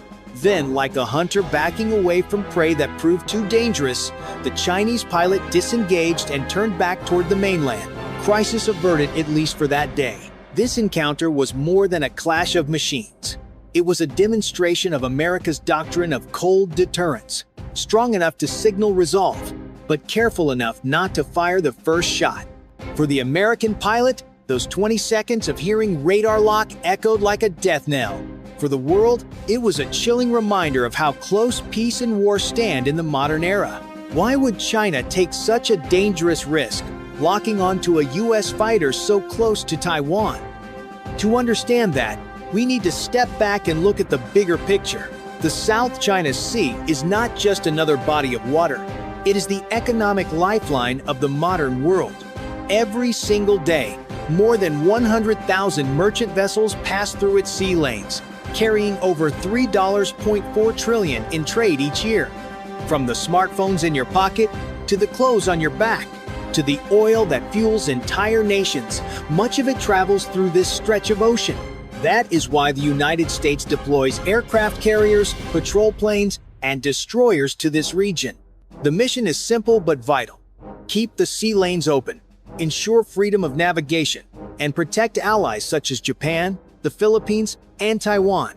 For Washington, this is not optional. It is the foundation of global commerce and stability. But Beijing sees it differently. To Chinese leaders, these patrols are not acts of protection. They are provocations, armed intrusions into what China calls its indisputable territory. The Chinese Communist Party claims nearly the entire South China Sea, drawing what is known as the 9-dash line across international waters. International law, however, says otherwise. The United Nations Convention on the Law of the Sea, UNCLOS, rejects China's sweeping claims. But China refuses to recognize those rulings, instead pointing to historic rights as justification for expanding its control. This standoff has produced dangerous flashpoints before. Back in 2018, the USS Decatur nearly collided with a Chinese warship in these very waters, missing by just a few meters. It was described as a hair's breadth from disaster. Now, in 2025, the stakes are even higher. The J-16 that locked onto the Super Hornet was not just flying with empty wings. It carried PL-15 missiles, long-range weapons that can destroy targets well beyond visual range. The simple act of locking radar was not a military necessity. It was a political statement, a way for Beijing to say, "This is our sky, our sea, and we are not afraid to push back." But the question remains, was this a one-time warning? Or was it a test of America's resolve in a region where even the smallest spark could ignite a global firestorm? The near clash between the FA-18 and the J-16 was not just about who had the faster trigger finger. It was also about who holds the edge in technology, training, and information warfare. On one side, the United States Navy operates the FA-18 Super Hornet, a fighter renowned for its high-speed maneuverability, dramatic evasive roles, and combat-tested reliability. Pilots spend hundreds of hours in simulators, drilling every possible scenario, from dodging supersonic missiles to launching lightning-fast counterstrikes. Backed by the might of an aircraft carrier like the USS Ronald Reagan, the FA-18 is rarely alone. Beneath the waves lurk nuclear submarines. Overhead, surveillance aircraft track every move. America's message is clear. If you fire, we will respond. On the other side, the Chinese J-16 is no paper tiger. Armed with advanced radars that can pierce the night like eyes of a hawk, the J-16 guides its deadly PL-15 missiles with pinpoint accuracy. With a range of over 200 kilometers, those weapons are designed to kill before the enemy even sees them. And unlike the US, which relies on open alliances, China supplements its military might with something harder to detect: state-controlled media. Outlets like the Global Times blast headlines framing America as the aggressor, shaping domestic and even international opinion to Beijing's favor. This is why every radar lock, every intercept, is more than a military encounter. It is a psychological duel, a test of willpower and perception. The United States wants to prove it will never back down from freedom of navigation. China wants to show it will not tolerate intrusion into what it claims as its skies. And here's where it becomes personal. Imagine you're watching this standoff unfold. Who do you believe has the upper hand? If you think America's strength and alliances will hold firm, press 1" the comments. If you believe China's determination and growing arsenal will tip the balance, press 9.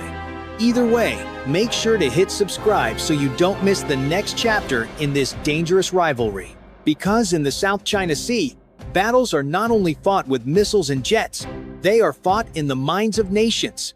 Imagine the Chinese JS-16 hadn't broken away. The pilot squeezes the trigger and a PL-115 leaps off the rail at Mach 4. Launched from 45 kilometers, it gives the American F-AE-18 barely over a minute to live. Survival becomes a race against physics and fear. The Super Hornet pilot reacts on instinct. Flares blossom behind the jet, decoys meant to snare any seeker. He yanks into a hard brake, drags the missile off the pipper, and keys electronic jamming to flood the air with noise. Alone, that might buy seconds. With a team, it buys chances. From the USS Ronald Reagan, a second F-AE-18 claws skyward, snapping an AIM-120 toward the shooter. An EAU-2D Hawkeye pushes a clearer picture to everyone, while EAE-18 Graham Growlers smear hostile radars. On nearby destroyers, Aegis